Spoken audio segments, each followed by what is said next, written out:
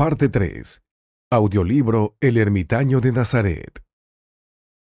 Y es aquí que comienza el proceso para desarrollar el proyecto El Pequeño Nazaret de la Divina Misericordia. Esto me trae a recuerdo lo que viví cuando Jesucristo se manifestó en el sueño que cambió mi vida. En ese entonces, cuando el Señor me abrazó, me depositó gran cantidad de conocimiento infuso en mi corazón, de todo lo que significaría este nuevo proyecto y la forma concreta en que se iba a realizar. Con esto también me alentaba y me entregaba seguridad para que no temiera a lo que venía.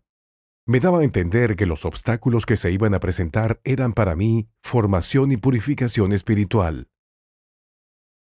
Pero jamás me mostró cómo sería. Solo me lo depositó en el corazón y yo debía descifrarlo según iba avanzando en los sucesos de mi vida. Todo esto no era una teoría, sino una práctica que se desarrollaba en mi propia vida. Durante ese trayecto, por supuesto, aparecieron muchísimos obstáculos y problemas, y debía ser así, porque eso era lo que sería tomado como penitencia a la vez que iba entendiendo qué significaba el pequeño Nazaret de la Divina Misericordia, lo que correspondía a mi formación de conocimiento infuso que me había depositado. Pero esto solo se podría lograr si yo obedecía a mi corazón, en cuanto sintiera que era Jesús quien lo quería de esa forma, aunque todo lo que me pedía pareciera de lo más ilógico y extravagante, en especial para la mirada de los demás. Esta parte fue la más difícil porque, como verán, realicé actos totalmente ilógicos para los demás. El mismo hecho de empezar mi misión en pobreza y trabajar por comida y techo, dejar mi ciudad, familiares y amigos, construir un lugar por años para luego entregarlo, etc. En definitiva, lo que me pedía era que no viviera para mí, sino que hiciera su plena voluntad, y esa voluntad no estaba de acuerdo conmigo, ni con los demás. Solo de esa forma se podría concretar lo que le pedí. ¿Cómo podría ayudar a los demás? Y esta fue su respuesta. La incomprensión fue el látigo más doloroso de todo este proceso, porque no se ajustaba al querer humano. La necesidad de ayudar a los demás se refería a la salvación de las almas, ya que ese fue el principal motivo por el que el mismo Jesús había venido al mundo, y esto deberá seguir hasta el fin de los tiempos. Con esto también entendí por qué debía reordenar primero mi vida. Si quería ayudar a los demás, el primer requisito era que yo debía estar en estado de gracia con respecto a su voluntad, y no lo estaba. ¿Cómo podría ayudar a los demás si yo no estaba haciendo ni siquiera lo básico que él pedía? Y era lo que su cuerpo místico, que es la Iglesia, procesa, ya que esta es su voluntad, y en esta están incluidos los sacramentos para poder ser un verdadero soldado de Cristo y una luz para este mundo. Por esto, al primero que debía ayudar era a mí mismo y reordenar mi vida siguiendo la voluntad de Dios. De esto se trató todo el proceso de mi conversión, hasta que llegué a estabilizarme por un tiempo para sentar bien las bases. Desde allí recién estaría listo para dar el siguiente paso. Como ya había comprendido muy bien que nuestra salvación era lo más importante y si quería ayudar, la penitencia era lo más acertado hasta ese momento, entonces estaba listo para comenzar. Viaje al santuario. Teniendo ya bien claro cuál iba a ser el principal motivo de esta nueva aventura, que no sería otra cosa que penitencia para la salvación de las almas, emprendí mi viaje a ese santuario que quedaba a 40 horas en bus y 1 hora 45 minutos en lancha por mar. Llevé conmigo una Biblia, 250 imágenes de Jesús de la Divina Misericordia que me había regalado el Padre T, y 700 trípticos de la devoción a la Divina Misericordia, donde se mencionaba lo más importante de esta devoción. Llegué al pueblo de donde sale la lancha para la isla, pero no había lancha ese día. En el puerto, empecé a conversar con una persona apodada C. Hablamos de la isla y la fiesta del Nazareno. Todavía faltaban varios días para que empezara la novena. Esta persona me preguntó si conocía a alguien en la isla. Le respondí que estando allí sabría qué hacer. Entonces me dijo que tenía una prima llamada R, que le dijera que iba de su parte y de esa forma no tendría que preocuparme por dónde quedarme, y que le dijera que venía a la fiesta del Nazareno, ya que ella era muy devota del Nazareno y estaría muy gustosa en recibirme. Anoté su nombre y apellido y me recalcó nuevamente que no me preocupara más por a dónde llegar. Así nos despedimos y esperé otro día para poder cruzar. Al otro día viajé. Llegué muy tarde y me quedé en una pensión a pasar la noche. En esa isla todos se conocen, así que al día siguiente me contacté con la mujer y le mencioné de su primo C. Le comenté que venía para participar en la novena y accedió para que me quedara en su casa. Por supuesto, pagaba la pensión. Esto me ayudó para entender más esta fiesta al Nazareno. Como esta persona era muy devota y de la isla, me comentó lo suficiente para que quedara al día con esa gran fiesta. En ese entonces, el encargado del santuario y de la fiesta era el sacerdote S.V. Así que me presenté con él y le comenté sobre mi intención de participar en la novena y también de dar a conocer la devoción a la Divina Misericordia. En fin, le pedí autorización como rector del santuario.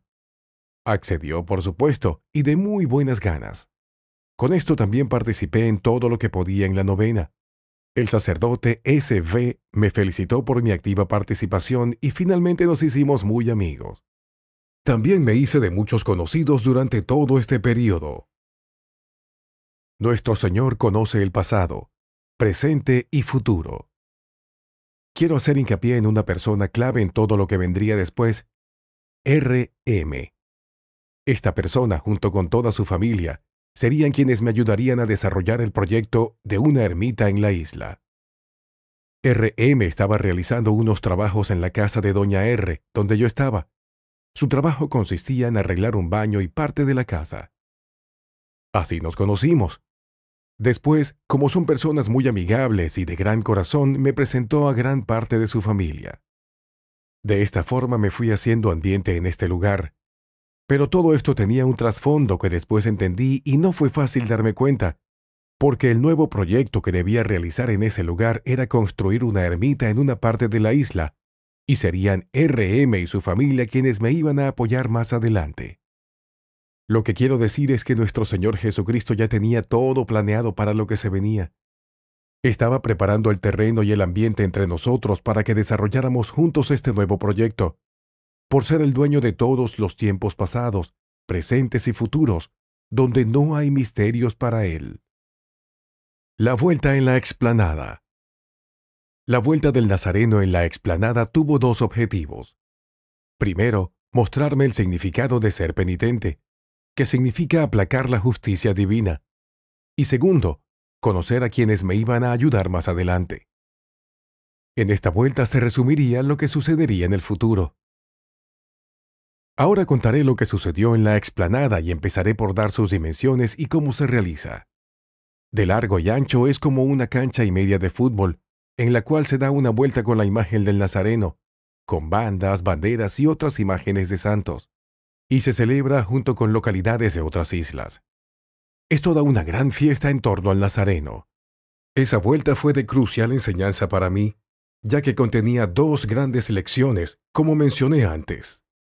Comenzó cuando estaba todo listo para salir con la imagen de Jesús Nazareno en procesión, y había que sacar todas las banderas. Para cooperar fui a buscar la última que quedaba. Era la más grande y pesada. La saqué afuera y la desenrollé completa. Después de que terminó la procesión, les conté lo difícil que había sido llevarla y me dijeron que cuando había viento se desenrollaba solo una parte de la bandera y no completa, porque costaba mucho esfuerzo llevarla cuando la azota el viento. Además, la llevaban 3 personas y no una sola. Pero esto no lo supe hasta después de la procesión, porque la verdad fue una verdadera osadía hasta que una persona vino y me ayudó. ¿Pero qué pasó durante el trayecto? La verdad, el viento me empujaba con mucha fuerza. Incluso en algunos momentos pensé en botarla porque sobrepasaba mis fuerzas. Fue una verdadera lucha. En algunos momentos quería pedir ayuda, pero todos iban pendientes de sí mismos, siguiendo la procesión sin darse cuenta de lo que estaba viviendo. Por mi parte sabía que nadie me iba a ayudar. Fue una verdadera osadía llegar hasta la cruz del Calvario, que es donde se da la vuelta para regresar al santuario. Fue entonces que don M.M. se dio cuenta y mandó a buscar a su hijo G.M. De ahí en adelante la llevamos los dos hasta el santuario. Entonces todo fue más fácil. Mi Vía Crucis. Lo primero que aprendí fue qué significaba ser un penitente. Lo que sentí en primera instancia fue que el nazareno quería que viviera esa situación. Quería compartir en parte y a mi medida lo que esa cruz significaba, ya que esa representación de Jesús Nazareno era cargando la cruz. Entonces debía sentir el esfuerzo y la soledad, aceptar que tenía que seguir solo porque nadie me iba a ayudar, porque era la única forma de arreglar la justicia de Dios. Una lucha interior entre la debilidad humana y la divina. Seguir por razones de espíritu, ya que las fuerzas humanas no responden a la del espíritu.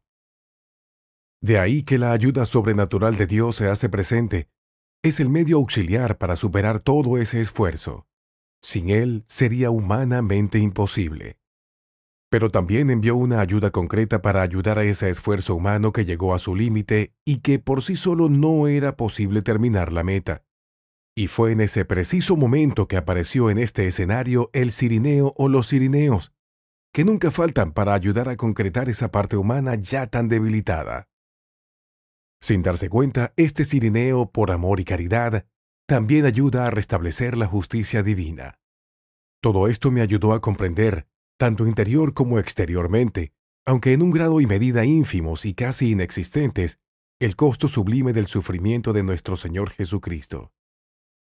Pero Él solo quería que entendiera, no en el grado de sufrimiento porque eso no se puede, sino en una teología práctica, cómo funciona reparar la justicia divina, dado que yo había optado voluntariamente por hacerme un penitente y eso requería saber de qué se trataba.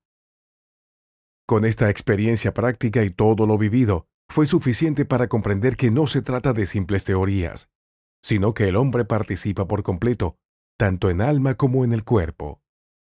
Se debe estar consciente de las razones que te llevan a cargar una cruz como esa. Los motivos deben ser razones de espíritu que estén de acuerdo a la voluntad del Señor, porque sólo de esa manera la ayuda sobrenatural de Dios acompaña para sobrellevar ese peso. Hacer algo así por la salvación de las almas era el mejor de los motivos. Así, me dio a entender que, ante el sufrimiento y los obstáculos, no debía perder nunca el motivo y la razón por los cuales comencé esta misión. De eso dependería que muchas almas se beneficiaran y ese era el medio efectivo para restablecer la justicia de Dios. En definitiva, el dolor y el sufrimiento son los medios más efectivos para restaurar la justicia divina, pero estar consciente de esto y por lo tanto aceptarlo voluntariamente es la corona de la penitencia. La segunda lección consistía en conocer a las personas que me iban a ayudar más adelante en este nuevo proyecto. Don M.M. y su hijo y toda esa familia estaba ya destinada a ser parte de la nueva obra. Todo estaba arreglado de antemano en esa primera vuelta en la explanada, para que me diera cuenta de su intervención sobrenatural y natural en apoyo al nuevo proyecto que se avenía. Fue como si el Señor hubiera dicho: «Tienes todo mi apoyo y te entrego todos los medios tanto humanos como materiales. Pero tiene que haber también un gran esfuerzo de tu parte, tanto humano como espiritual, para lograr el objetivo y no sucumbir en el intento, en especial cuando las fuerzas humanas y espirituales parecen no existir. Ahí es cuando mayores son los frutos de un penitente, pero hay que aguantar con la coraza y el escudo de la fe». Misión en pobreza y trabajo. La novena y la fiesta del Nazareno me incitaron a continuar mi evangelización con la devoción a la Divina Misericordia en las demás islas. Decidí tomar una forma que permitiera hacer una penitencia que involucrara reparar también la avaricia dentro de la iglesia, por algunos hechos que había observado. Y para esto decidí seguir esta misión en pobreza y trabajo. Con esto, como ya conocía a la señora R y a R.M., que estaba arreglando esa casa, y yo trabajaba en construcción, me ofrecí para ayudar en los arreglos, pero mi salario sería por comida y techo. Les expliqué los motivos y como ya me conocían, por lo menos externamente, y mis intenciones eran de evangelizar de esa manera, entonces accedieron. De esa forma comencé mi misión en pobreza como penitente: trabajar por comida y techo. En uno de esos días se dio un viaje gratis y repentino a una isla vecina y me fui de inmediato, porque de eso se trataba también, seguir evangelizando en otras islas. La señora R, junto con RM, también me apoyaron y concordaron en que debía aprovechar ese viaje de ocasión, así que me dirigí a la otra isla.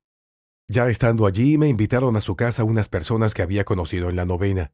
Visité una clase de catequesis, repartí los trípticos y las imágenes y les enseñé a rezar la coronilla de la Divina Misericordia. Además, visité gente y enfermos, y se me dio la posibilidad de viajar a otra isla. De esa forma recorrí muchos lugares y conocí gente. La misión había tomado esa dinámica. Cuando no tenían arreglos que hacer, cooperaba en los quehaceres diarios, esos que nunca faltan en las áreas del campo. En una ocasión me quedé por un tiempo más prolongado con unas personas que conocí en los viajes. También los ayudé en trabajos por alojamiento y comida, y en la tarde visitaba enfermos y personas, promoviendo la devoción a la Divina Misericordia. Esas personas tenían a un conocido que tenía que hacer unos arreglos en su cabaña.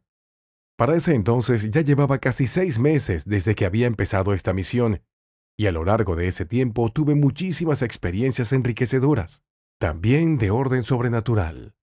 Con esto surgieron muchas otras preguntas, ya que, como se imaginarán, viviendo de esta forma se remueve todo un mundo interior, también el exterior, lo que bajo circunstancias normales de vida jamás sucedería. Así que con todo esto tenía mucho que conversar con el padre T en mi ciudad natal. Para ese entonces se había convertido en mi director espiritual.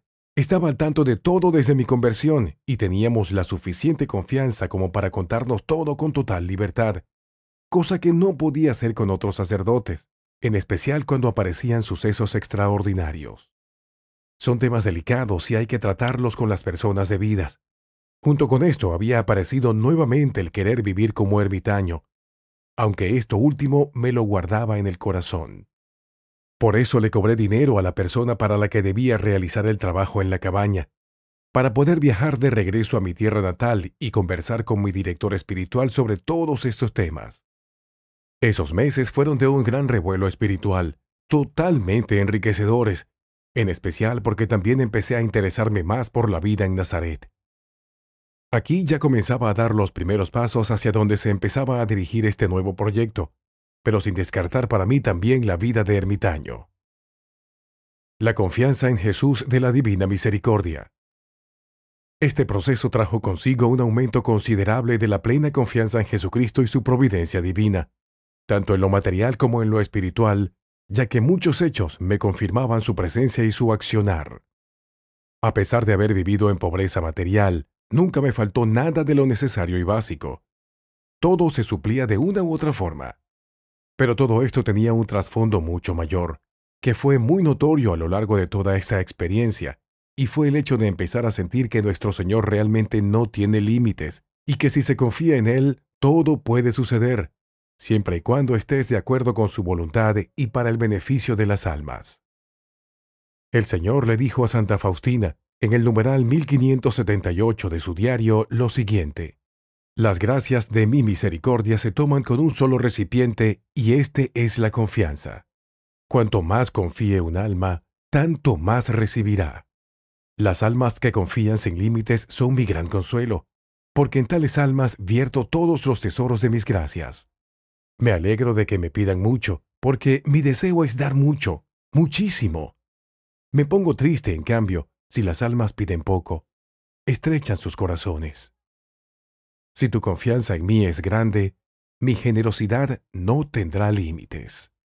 Cita del diario de Santa Faustina, entrada 54. Y menciono esto porque esta historia, a medida que iba avanzando, me daba a entender cada vez más y con más claridad que uno de los grandes objetivos era ir aumentando paso a paso la confianza en el Señor. En la iconografía de la imagen de Jesús de la Divina Misericordia, el mismo Señor le dice que coloque su firma: Jesús, confío en ti. O sea, depositar todo lo que somos y tenemos en sus manos, muy especialmente cuando las peticiones son para que las almas se puedan salvar, ya que la meta del hombre es el cielo, y esta devoción fue hecha por el Señor para ese fin, en especial para los más alejados. En su diario, entrada 182, Santa Faustina también escribe sobre esto lo siguiente: hija mía, escribe que cuanto más grande es la miseria de un alma, tanto más grande es el derecho que tiene a mi misericordia, e invita a todas las almas a confiar en el inconcebible abismo de mi misericordia, porque deseo salvarlas a todas. También esta iconografía de Jesús tiene promesas de salvación y gracias abundantes. Por esta razón es tan importante la divulgación de esta imagen. Prometo que el alma que venere esta imagen no perecerá. Lo escribe Santa Faustina en su diario en la entrada 48. En la 742 refiere: a través de esta imagen concederé muchas gracias a las almas. También, citando la entrada 570 del diario de Santa Faustina: por medio de esta imagen, colmaré a las almas con muchas gracias. Por eso, que cada alma tenga acceso a ella. Todo esto no es más que Dios mismo, que por amor y misericordia a las almas no se cansa de crear nuevas formas para derramar su gracia en toda la humanidad, con mayor razón a las más alejadas de su infinito amor, y muy en especial para aquellos que se consideren indignos de ser acogidos por su amor. Sobre este tema, Santa Faustina escribió en su diario lo siguiente, en la entrada 1275. Secretaria mía, escribe que soy más generoso para los pecadores que para los justos. Por ellos he bajado a la tierra. Por ellos he derramado mi sangre. Que no tengan miedo a acercarse a mí, son los que más necesitan mi misericordia. Persigo a los pecadores con mi misericordia en todos sus caminos y mi corazón se alegra cuando ellos vuelven a mí. Diario, entrada 1728. Mira mi corazón lleno de amor y de misericordia que tengo por los hombres y especialmente por los pecadores. Lo cita Santa Faustina en la entrada 1663 de su diario. También en la 1396, diles a las almas pecadoras que no tengan miedo de acercarse a mí. Habla de mi gran misericordia. Fin de las citas. Como vemos, nuestro Señor está dispuesto a transformar nuestras vidas por completo. Solo debemos tener la suficiente confianza de entregarnos a su obrar divino, y hará en nosotros un recipiente agradable ante sus ojos. Y me gustaría terminar cerrando este capítulo con un gran Jesús, confío en ti. Llegada a mi ciudad natal. Una vez llegado a mi ciudad natal me contacté con el padre T. y le comenté sobre muchísimos episodios, pero nos concentramos en los aspectos más importantes a considerar, en especial en los sucesos sobrenaturales de parte del maligno. Me recomendó que averiguara sobre la vida de los santos y los padres del desierto, o sea, los ermitaños de esos tiempos, para ver qué entendía de todo eso. Según lo que yo entendiera, asociado a mi experiencia, esa sería la respuesta. Así que obedecí a su consejo como venido de parte del Señor. Mi respuesta y mi reflexión sobre este tema fueron las siguientes. Es normal que aparezcan esos episodios. Cuando uno se toma en serio el camino hacia Dios y está produciendo muchísimos frutos, debería estar muy contento porque significa que se va por muy buen camino. Además, es Dios mismo quien rige y gobierna la creación. El mal también está sujeto a su voluntad. El maligno no se manda solo y no puede hacer todo lo que quisiera, porque si fuera así ya lo habría destruido todo, a todos y a Dios mismo si fuera posible. En definitiva, no puede hacer nada si Dios no se lo permite, y si lo hace, es seguro que es para sacar un mayor bien. Por esta razón debía mantenerme tranquilo porque todo está sujeto a su divino querer y voluntad, y aunque no entienda los sucesos en profundidad, solo la fe y la confianza son necesarias en estos casos.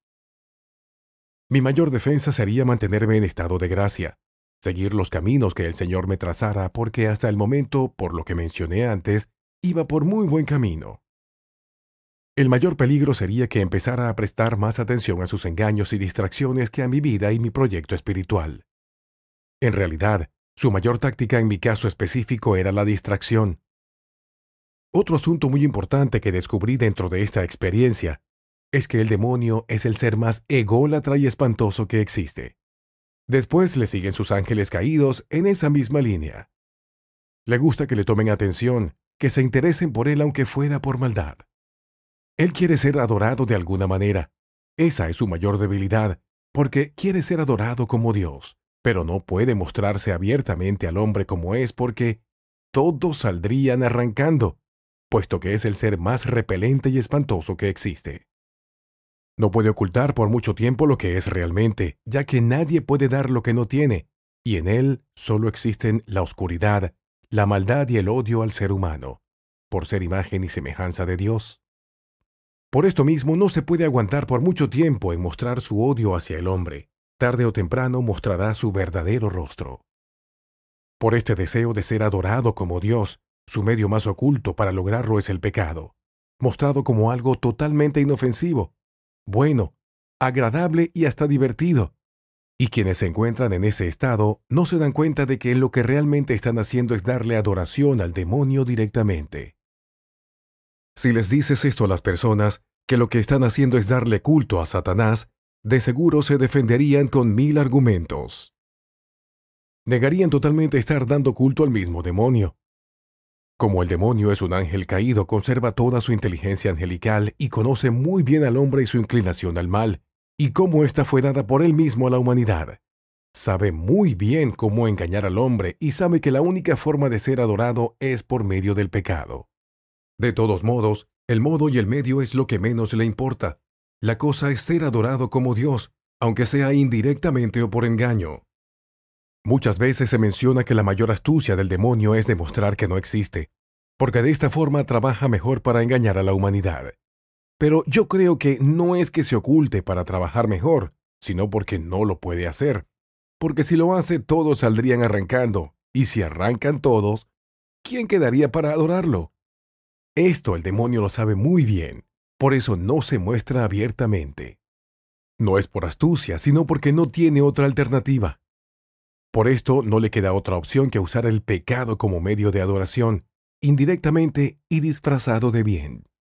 Llegué a la conclusión de que si se mostrara tal como es, todos saldrían espantados por todo lo que se sabe de las almas que están en el infierno. Ninguna quiere quedar ahí, todas quieren salir de ese lugar infernal.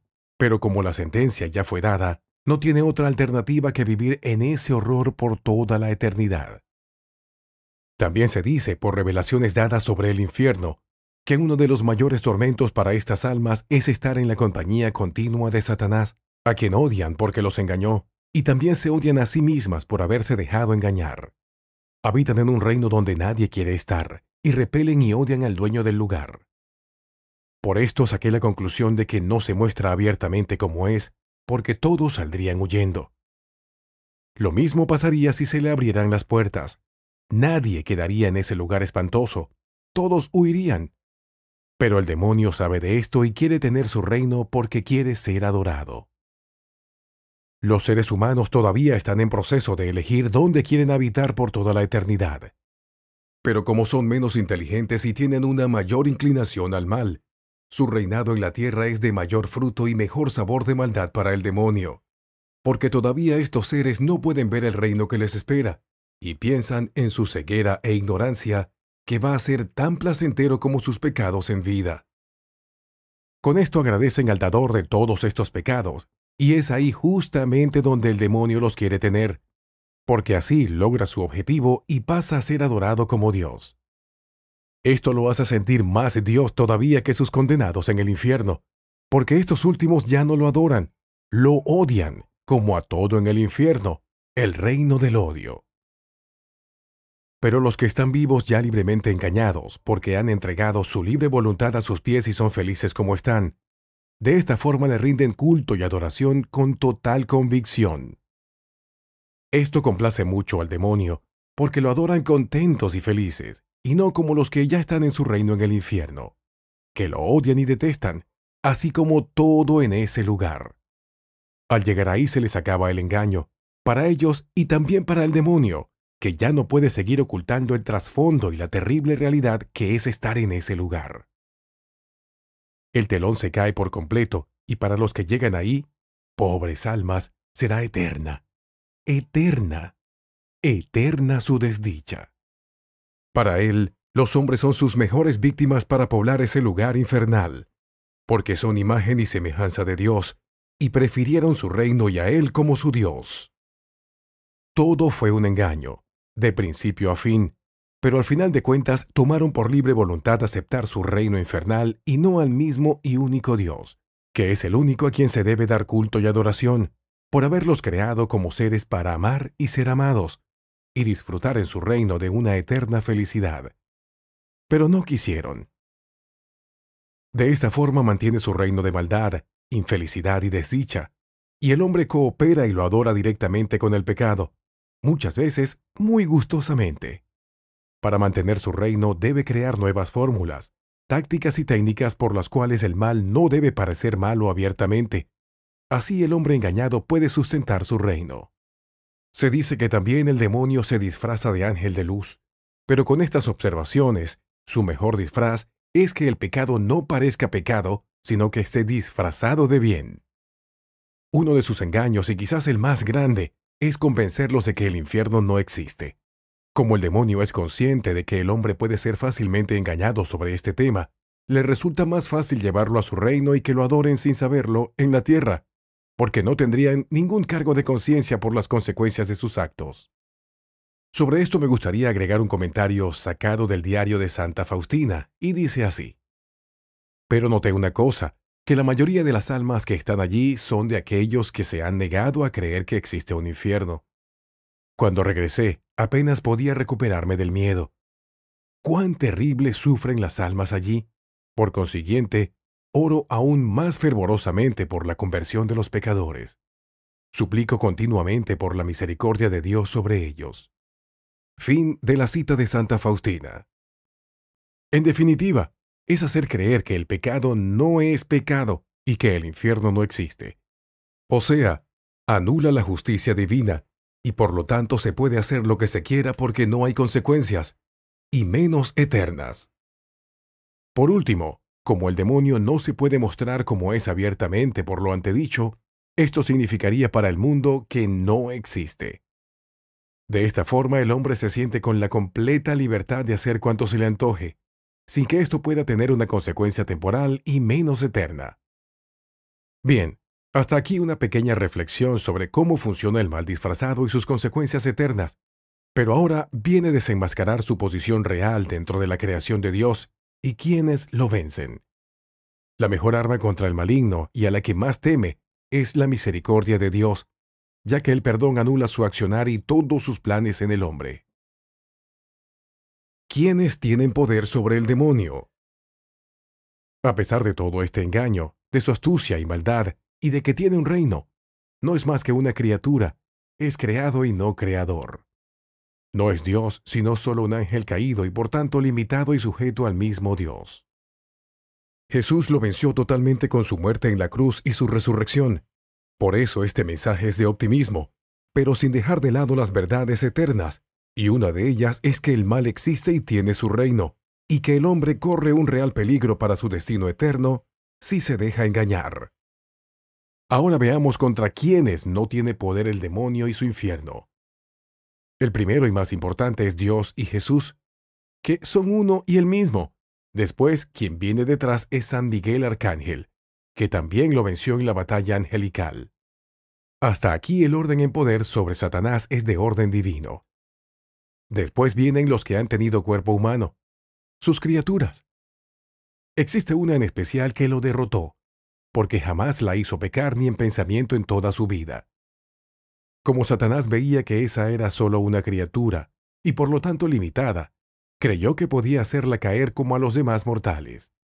Pero no fue así, y Nuestra Señora lo derrotó, y por eso lo humilló. Esta Señora es nuestra Madre Santísima. También los santos del cielo, los de altar, tienen poder sobre el demonio, porque también lo derrotaron con el ejemplo de su vida. Lucharon contra el mal y ganaron, y por eso el reconocimiento primero de parte de Dios como santos en la Iglesia. Pero nos enfocaremos en lo que sigue a la más grande criatura que nunca pecó en vida, nuestra Madre Santísima. Ella destruyó todos sus planes y esta es otra de las razones por las cuales el demonio también teme tanto la Iglesia Católica, porque nuestra amada Madre siempre nos acompañará en nuestros caminos. El demonio le teme muchísimo porque su presencia lo humilla y lo hace huir. El padre Gabriel Amort, un exorcista ya fallecido y considerado uno de los más sobresalientes de estos últimos tiempos en esos temas, nos explica por qué el demonio le tiene tanto miedo a nuestra Santísima Madre María. El padre Amort comenta que una vez en uno de los exorcismos realizados por otro sacerdote, éste le preguntó al demonio por qué reaccionaba con más intensidad contra la Virgen María que contra el mismo Jesús. Entonces el demonio respondió, porque me siento más humillado al ser vencido por una simple criatura. Después el sacerdote le hizo otra pregunta. ¿Qué es lo que más te asusta de nuestra Madre María?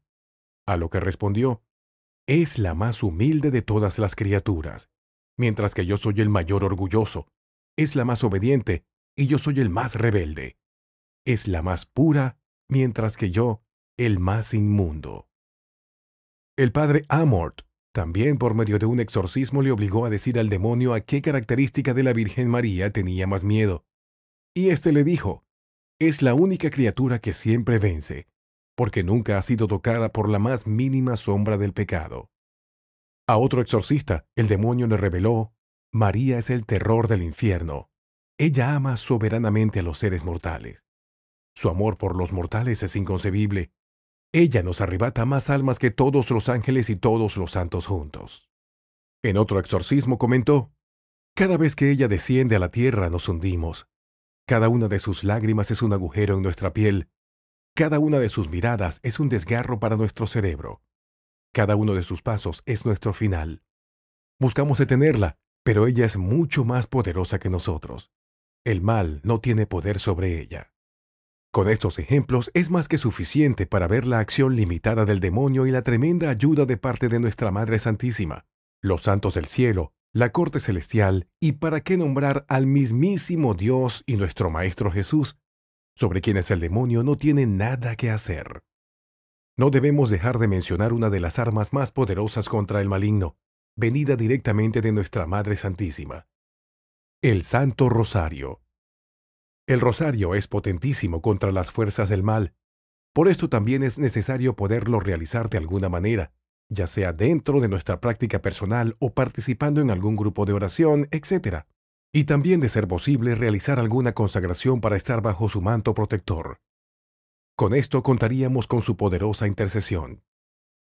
La misericordia de Dios. El mayor medio espiritual del hombre para derrotar al maligno es la misericordia de Dios.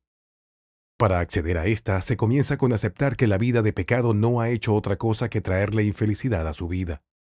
Con esto aparece el arrepentimiento, y esta es la puerta de entrada para obtener la misericordia de Dios.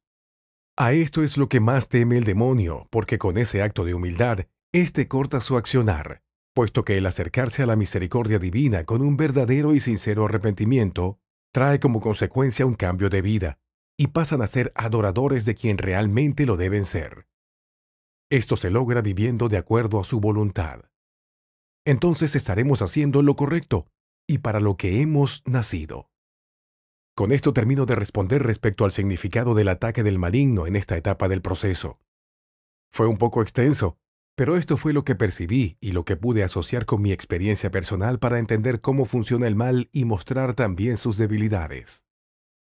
Después pudimos proseguir con los otros tópicos pendientes con el padre T. Otro tema importante fue sobre el significado de Nazaret, con el que el padre T estaba más familiarizado, relacionado con la espiritualidad de Carlos de Foucault. Así que me puse a averiguar sobre esta espiritualidad. La verdad, me interesó muchísimo la vida del beato Carlos de Foucault. Así, el tema de Nazaret empezó a introducirse en este proyecto. También le comenté que con todo esto había nacido en mí volver a la vida de ermitaño porque extrañaba estar a solas con Dios. De manera que, juntamente con Nazaret, entró en la conversación Carlos de Foucault, porque él también había vivido esa espiritualidad. Con el tema de Nazaret y del ermitaño podría matar dos pájaros de un solo tiro, sin perder, por supuesto, el tema central de mi vida, que era el apostolado de la Divina Misericordia. Nuestro Señor Jesús perseguía mucho más todavía. Esta era apenas la punta del iceberg. Me comentó que en una parte de las islas donde yo había estado, se encontraba un amigo sacerdote llamado MP, que había tenido una experiencia como ermitaño en el desierto, y que también era un fiel seguidor de la espiritualidad de Carlos de Foucault. Además mencionó que tenía una ermita en ese lugar, escondida en el bosque, que yo podría visitar más adelante para ver más sobre esta espiritualidad a través de su experiencia de vida. Esto me interesó sobremanera. Comencé a realizar algunos trabajos de construcción para empezar de nuevo a juntar dinero para mi regreso a las islas. Cuando llegó el tiempo oportuno y tenía juntado el dinero para viajar, con toda esta nueva información sobre el misterio de Nazaret, emprendí mi nuevo viaje para visitar a ese sacerdote llamado MP.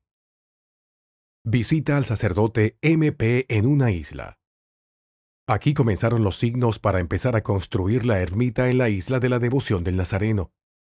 Pero debía primero juntar todas las piezas del puzzle para poder darme cuenta. Y todo comenzaría con visitar a ese sacerdote. Fui a donde vivía, me presenté y le dije quién me había dado la referencia para poder ubicarlo.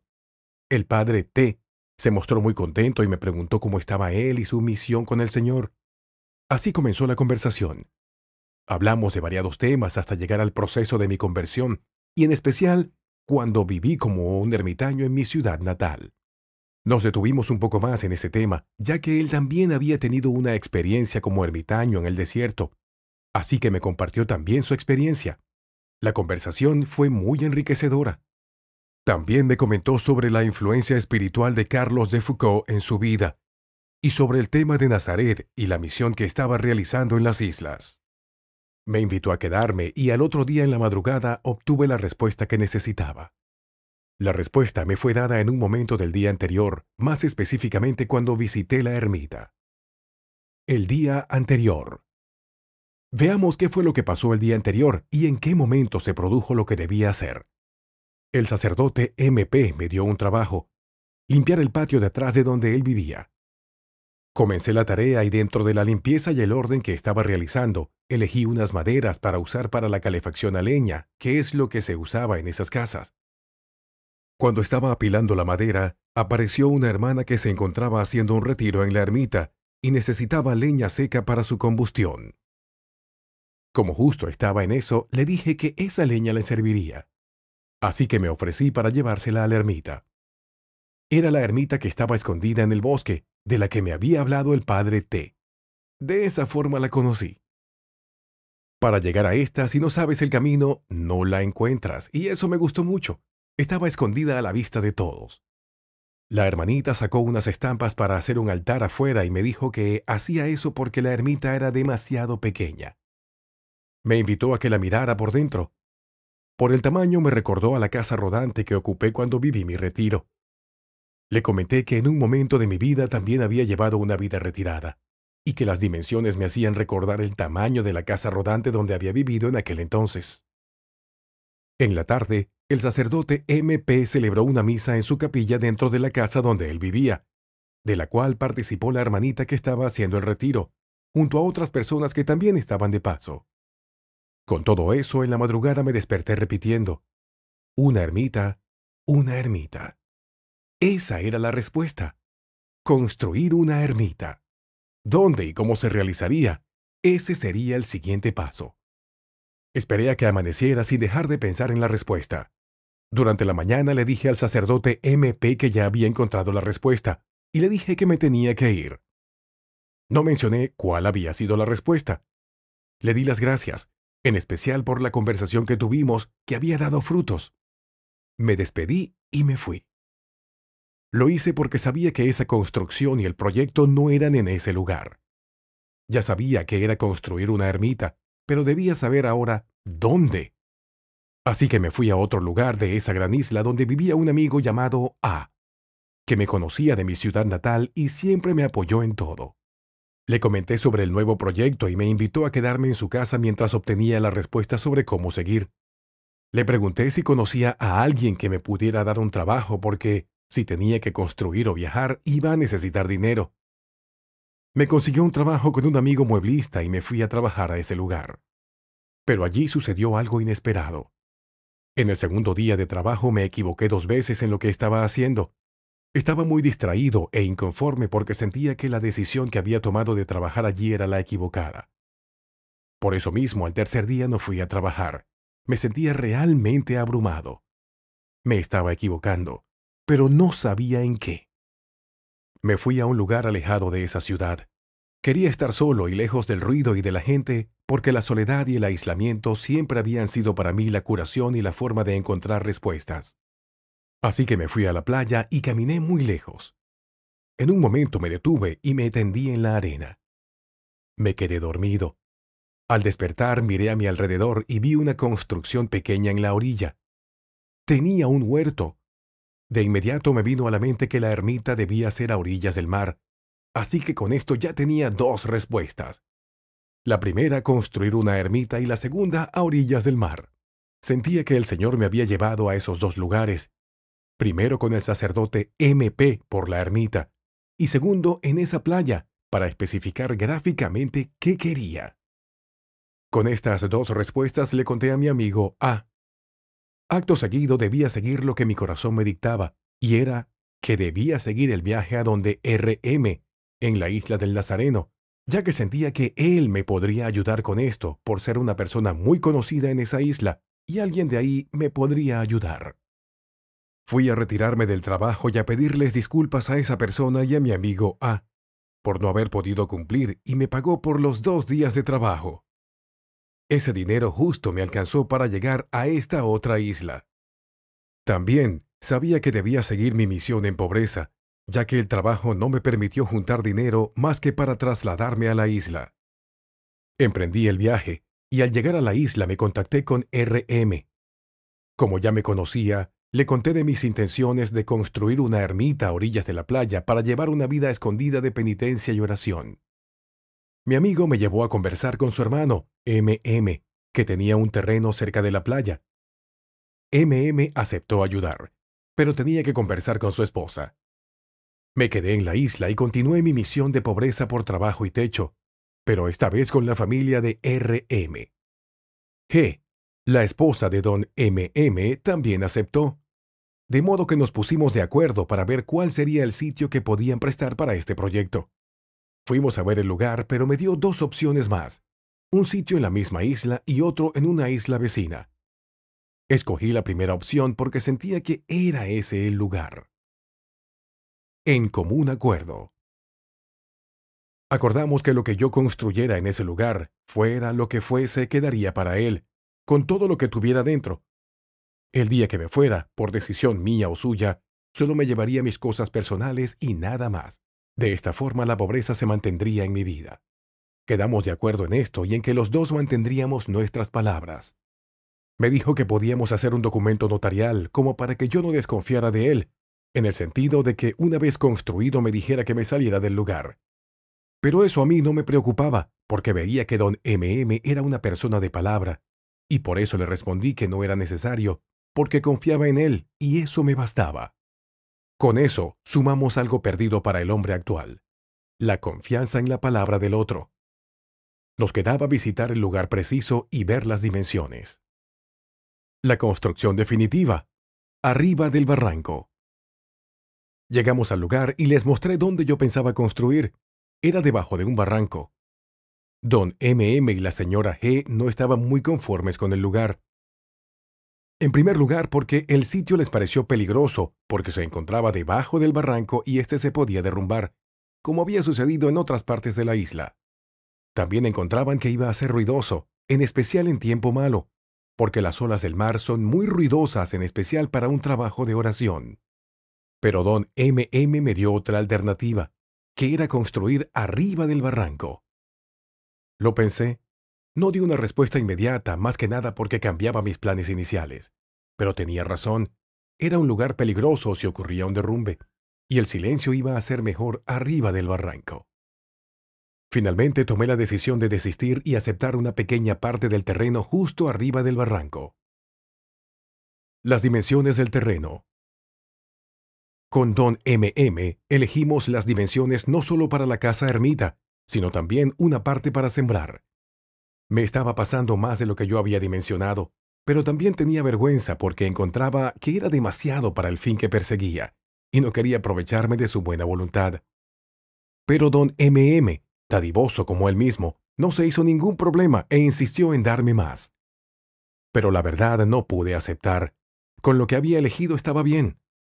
Con todo esto, sentía cómo el Señor nos había juntado para que a través de esta acción en concreto se pudiera reparar la avaricia en los corazones de muchos cristianos. También le recordé el acuerdo de la vez anterior, de que todo lo que construyera quedaría para él, y el día que tuviera que retirarme del lugar lo haría con mis cosas personales y nada más. Solo necesitaba ese lugar prestado hasta su debido tiempo. Está de más decir que don M.M. no gustaba mucho de esa decisión, porque él también sentía que se estaba aprovechando de mí. Y si en algún momento yo dejaba el lugar por mi propia voluntad, ¿qué pasaría con todo ese esfuerzo y esa inversión que, por mínima que fuera, era una parte del tiempo de vida que quedaba en ese lugar, cuando podía haberlo ocupado en algo que fuera un fruto no perdido? Pero yo le recordé las razones. Debía ser así. Debía mantener la pobreza, porque de esta forma se repararía la avaricia dentro de la iglesia, y esa era la única forma en que se podía hacer. Esa era la entrega de mi sacrificio por esta causa. De todas maneras, y por más motivos que diera a don M.M., aún le quedaba ese sentimiento de que se aprovechaba de mi buena voluntad y disposición. Pero de eso se trataba. Ese era el sacrificio de parte de él para reparar la avaricia. Él también debía tener ese sentimiento, de ser justo, ya que el sentimiento de inconformidad por faltar a lo que se considera correcto sería su aporte a esta causa. En fin, como fuera e independientemente de lo que pensáramos nosotros, para mí la misión debía ejecutarse porque ante todo era una obra de Dios y se debía realizar, porque ya se veía claramente su apoyo, ya se tenía el lugar físico y las personas que iban a participar. Yo estaba completamente consciente de lo que esto podría significar bajo la mirada humana. Por eso mismo estaba depositando toda mi confianza en que estas personas habían sido elegidas por Dios para el proyecto, porque solo bajo la intervención divina se podría llevar a cabo. Una persona no inspirada por Dios no creería por nada del mundo que alguien pudiera tener una visión tan altruista, casi como si no fuera de este mundo, como si no le importara para nada lo que el mundo ofrece o lo que digan. Por eso mismo me alenté a seguir, porque sí accedieron. No era la acción humana lo que los inspiraba, sino Dios mismo directamente. Según mi punto de vista, yo estaba realizando lo espiritualmente correcto. Para mí, con este proyecto estaba haciendo lo que se debía hacer, porque con esto reordenaba las cosas, ya que algo material sería ocupado con fines espirituales, algo finito y limitado, como las cosas materiales que caducan y se pudren, serían ocupadas como lo que son, solo medios y no fines en sí mismos. En este caso específico, se trataba un medio material limitado, transformado en un fin espiritual infinito, porque el objetivo del mismo era con fines espirituales y no materiales. El mundo hace lo contrario. Lo material lo gobierna. Algo muerto que se pudre y es limitado, es capaz de gobernar todas sus vidas y destruir lo más valioso que tiene el ser humano, su alma. Por esto, el hacer algo así reordenaba las cosas y las colocaba en su lugar. Lo material es un medio para el espíritu y no al revés. No estoy diciendo que las cosas materiales no importen o que se deben desechar, porque fueron hechas y creadas para nuestra subsistencia, sino cómo podríamos vivir. Lo que trato de decir es que lo que está equivocado es el valor y el poder que le damos, que generalmente está por sobre nuestra propia humanidad y espiritualidad. Estas nos gobiernan y no al revés. Logran ser más un fin que un medio, y más poderosas que las cosas del alma y la dignidad humana.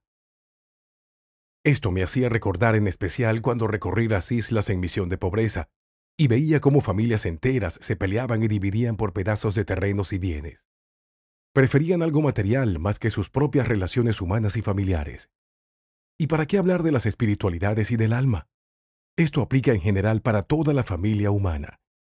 Por esto mismo, mi misión en pobreza y construir ese lugar tenía una total coherencia bajo la mirada espiritual. No así para la mirada del hombre promedio. En retrospectiva. Bueno, hasta aquí podría ser un recuento de parte de lo vivido, no sin antes mencionar la primera vez que participé en la novena del Nazareno, lo que denominé mi Via Crucis, cuando don M.M. llamó a su hijo G para que me ayudara a llevar la bandera. Esa familia estaba destinada a ser partícipe de este proyecto, y en esa novena el Señor ya estaba arreglando todo el ambiente entre nosotros para que nos conociéramos, y quería que esto se desarrollara en su isla.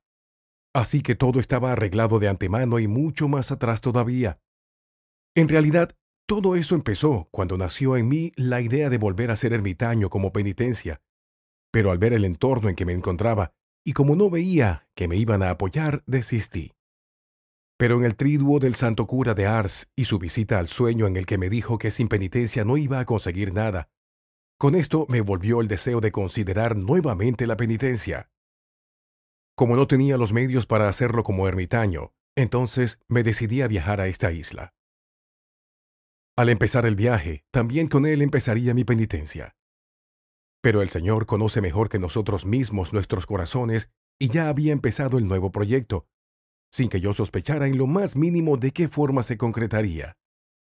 El participar en esa novena fue para que conociera el lugar y las personas que me iban a ayudar. Lo que trato de decir es que estaba pasando justamente lo que mencioné al empezar esta historia.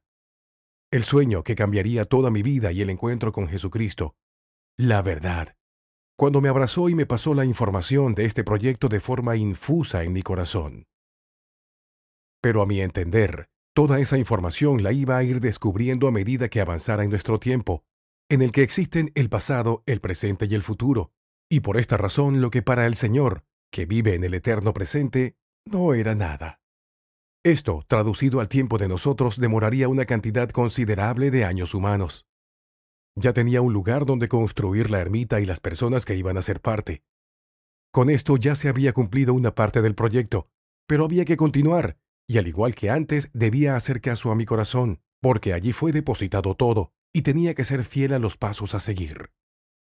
Esto en realidad era lo más difícil y sería imposible si nuestro Señor, a través de su gracia, no se manifestara, ya que sus proyectos están por sobre toda expectativa humana y solo con su ayuda sobrenatural, a través de la gracia, era posible lograrlo.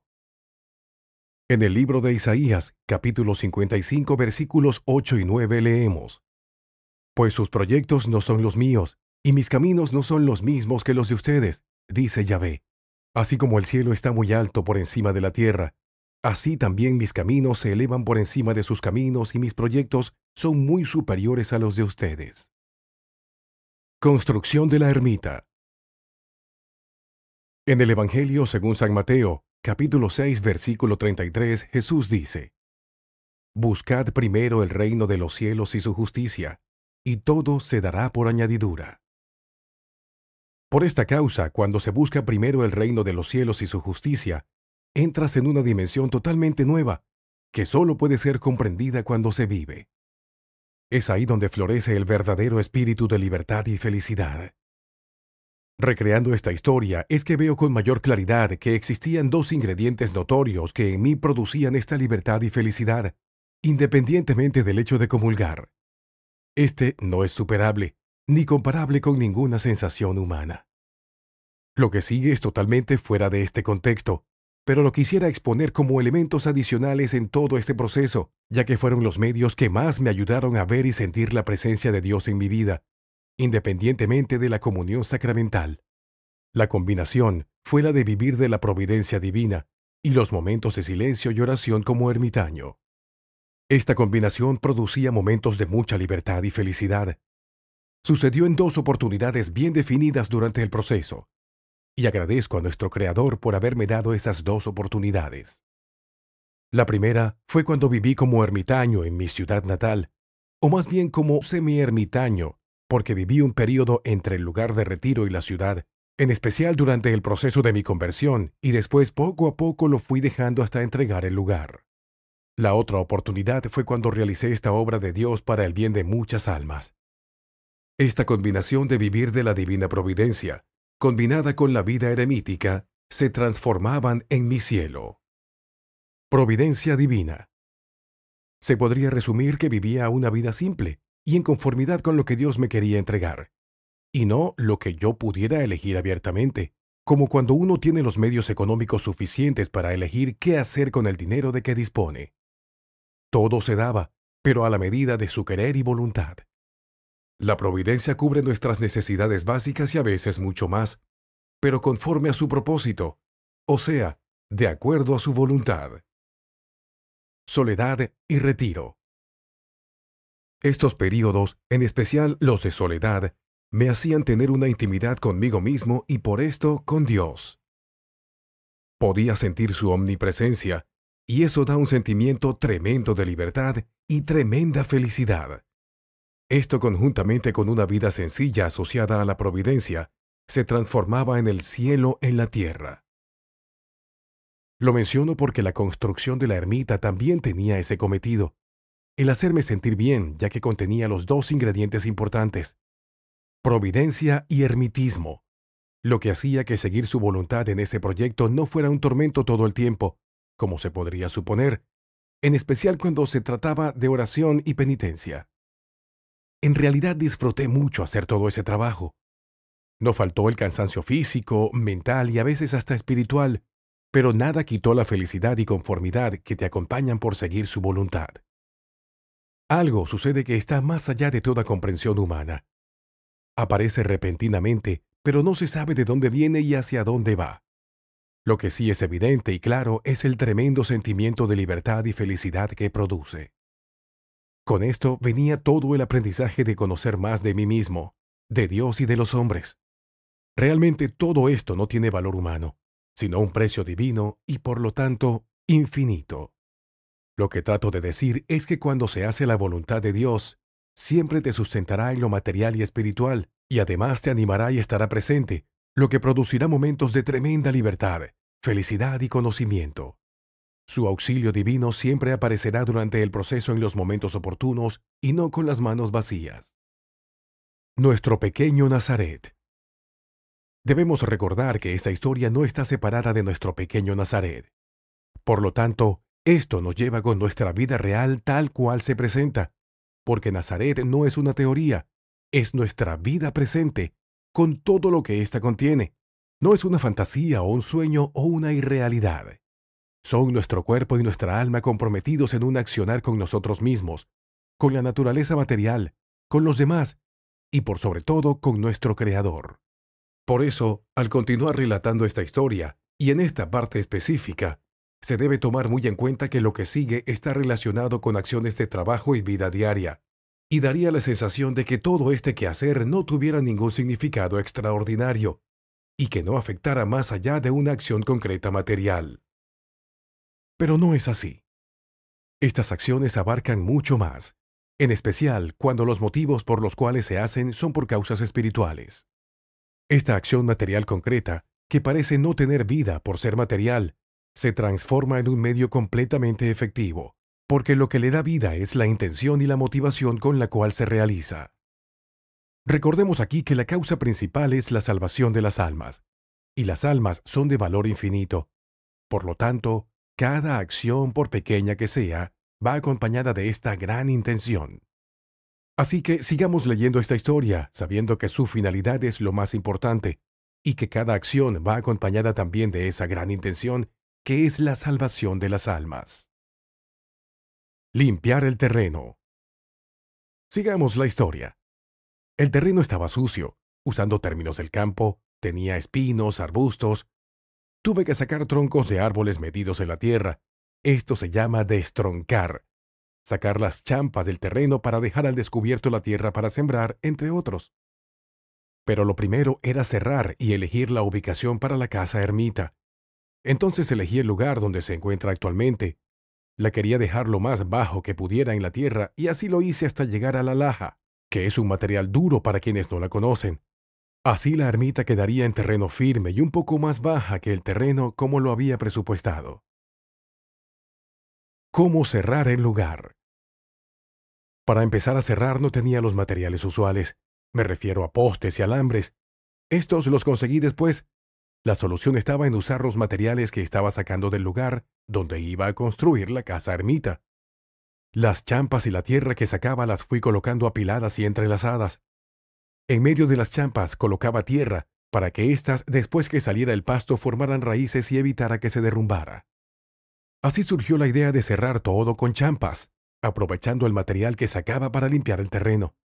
Además, esto tomaría una forma de recogimiento especial para la vida de oración, la penitencia y el aire de monasterio que me gusta tanto, junto con materiales rústicos y naturales. La necesidad también crea cosas bonitas. Usaba un azadón para sacar las champas. Lo fabriqué especialmente para ese trabajo. Era una herramienta vieja, de fierro, más o menos parecida a las picotas actuales. Estaba desgastada y le agregué un pedazo de hoja de una sierra circular grande, de esas que se ocupan en aserraderos. Las champas que sacaba con mi azadón eran de unos 30 centímetros por 60 centímetros. Variaban en tamaño según el terreno y la necesidad, pero esa era la medida promedio. Casa ermita. En una primera etapa, finalizada la excavación hasta llegar a la laja, se construyó el cimiento de la casa con piedras y cemento. Las piedras y la arena fueron traídas desde la playa en carretas con bueyes. Los materiales para la construcción los conseguí a cambio de trabajo. Eran mayormente usados, pero también conseguí nuevos. Desarmé 2 casas y una bodega. A cambio de eso les pedí el material que podía rescatar para construir la ermita y la bodega rústica. De esta forma realicé muchos trabajos menores por los cuales también tuve que cobrar dinero para poder reunir lo que necesitaba para terminar la construcción. Medios económicos. Una vez recibí la visita del sacerdote MP, quien tenía una ermita escondida en el bosque. Se mostró sumamente contento, pero me sugirió que el lugar de oración lo construyera en otro lugar, y que fuera especialmente para eso, porque yo llevaba mi vida de oración en la misma casa ermita. Esto me recordó cuando lo fui a visitar y la hermanita que estaba haciendo el retiro sacó unas estampas para hacer un altar afuera, porque era demasiado pequeña la ermita, o sea, le faltaba un oratorio. Y como esa visita que realicé esa vez tenía una relación directa con lo que debía hacer después, que era construir una ermita, y esta ya estaba hecha, pero faltaba el oratorio que tendría que estar ubicado en otro lugar, tomé la recomendación del sacerdote MP como el siguiente paso para terminar el proyecto completo. Después de esto, el sacerdote MP se fue de la isla y continuó su misión en otros lugares. Faltaba ver cómo y dónde iba a construir el oratorio, pero antes quisiera aclarar un tema de mucha importancia con respecto a los medios económicos. Todo comenzó cuando empecé a construir la casa ermita. A pesar de que conseguí la mayor parte del material como reciclaje, siempre necesitaba alguna herramienta o material extra que no podía conseguir en la isla. Así que decidí cobrar por algunos trabajos que realizaba para suplir esta necesidad. Después de edificar la ermita me fui a vivir allí. Como todo lugar que empiezas a habitar, te das cuenta de las necesidades reales, que te van indicando qué es lo que falta. Así que empecé a observar qué era lo que necesitaba, tanto en materiales como lo que es necesario en un hogar. El proceso de pasar de una vida de pobreza sin usar dinero a vivir del cambio trabajo por materiales y después cobrar para sacar el proyecto adelante, también vino acompañado de grandes enseñanzas. Todo tenía un sentido, en especial para que pudiera entender qué significa nuestro pequeño Nazaret. Este paso no era casual, tenía una gran razón de ser, en especial porque pasaba de una vida de renuncia a lo material a tener cosas, empezando por las necesidades básicas. Al aceptarlo, me abrí a entender cuál era el verdadero sentido de tener bienes materiales, pero no con los ojos que me había enseñado la sociedad muy mezquinamente, sino como un medio para dar dignidad a la vida humana, tanto en lo corporal como espiritual.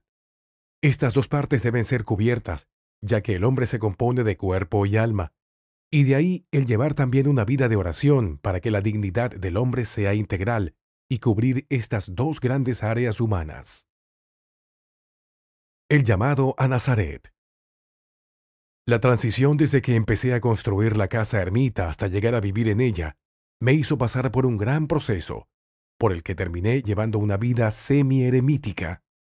Una parte en la soledad de mi ermita y la otra con la comunidad, como un trabajador más dentro de esta. Vivir en soledad dentro de la ermita, llevando una vida de oración y una vida simple, para mí era mi cielo, y a lo que más estaba acostumbrado. Pero el compartir esto con una vida de comunidad no me resultaba nada de fácil por mi vocación como ermitaño.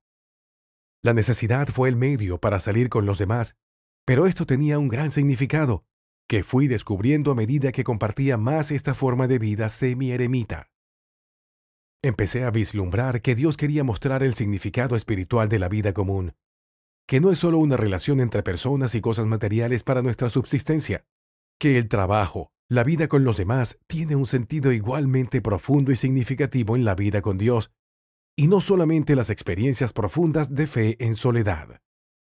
Nuestro Señor quería mostrarme el camino de Nazaret, donde no existen sucesos extraordinarios, sino de lo más normales y comunes, pero que son también tremendamente importantes para quien busca una unión con Dios en una vida común. Con respecto a la penitencia, siempre va a estar presente en cualquier vida humana. La cruz nos acompañará de alguna u otra manera por el hecho de contar siempre con hechos desagradables que nos acompañan, del orden que sea, ya sean físicos, emocionales, materiales, espirituales o cualquiera. No es necesario buscarlos a menos que nuestro Señor lo haga saber. En este caso ya sería tomado de otra forma, pero estamos hablando de sucesos negativos que se presentan en nuestra vida involuntariamente. Estos tendrían que ser tomados como penitencia. Las cruces involuntarias pueden ser transformadas como medios de redención para la humanidad, y no habría un gesto más sublime que ese. En definitiva, todo mal puede ser transformado en un bien mucho mayor. Con esto empezó a tener sentido Nazaret, al ir incorporando ese otro camino que significaba no tener una renuncia material tan extrema y también, ¿por qué no decirlo?, una vida tan escondida, ya que muy pocas tomarían esta vía como opción de acercamiento hacia Dios, en especial por su pobreza, renuncia y aislamiento. Con esta experiencia me estaba mostrando otra forma de vida para un mismo fin. Pero no había que crear algo que pocos se atrevieran a transitar, sino que sería una vía para que muchos se pudieran integrar, porque no hay una forma de vida específica, por lo menos externamente, sino de lo más normal, usando términos conocidos en este proyecto los que viven en Nazaret, y comprender que la vida en Nazaret es también una vía hacia Dios.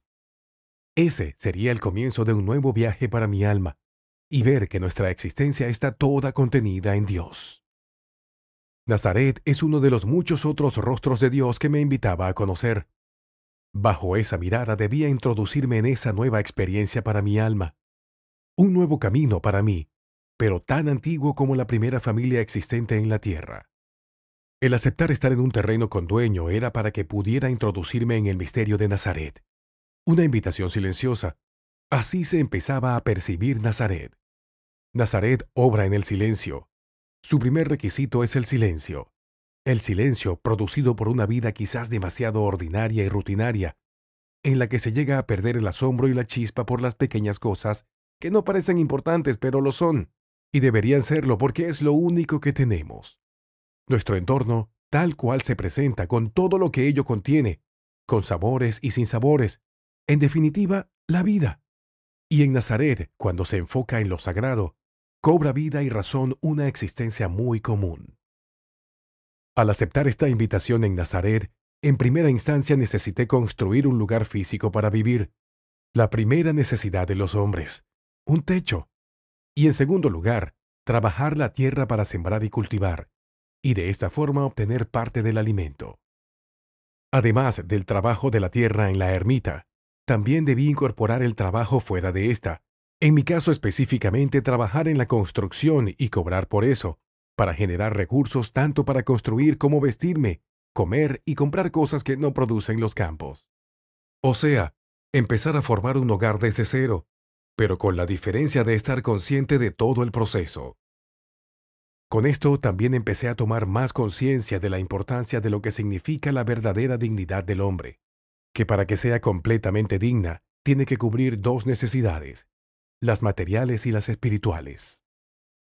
De esta forma comenzó un nuevo viaje para mi alma, una nueva pero vieja forma de vida. Esta la aprecié porque empecé desde abajo.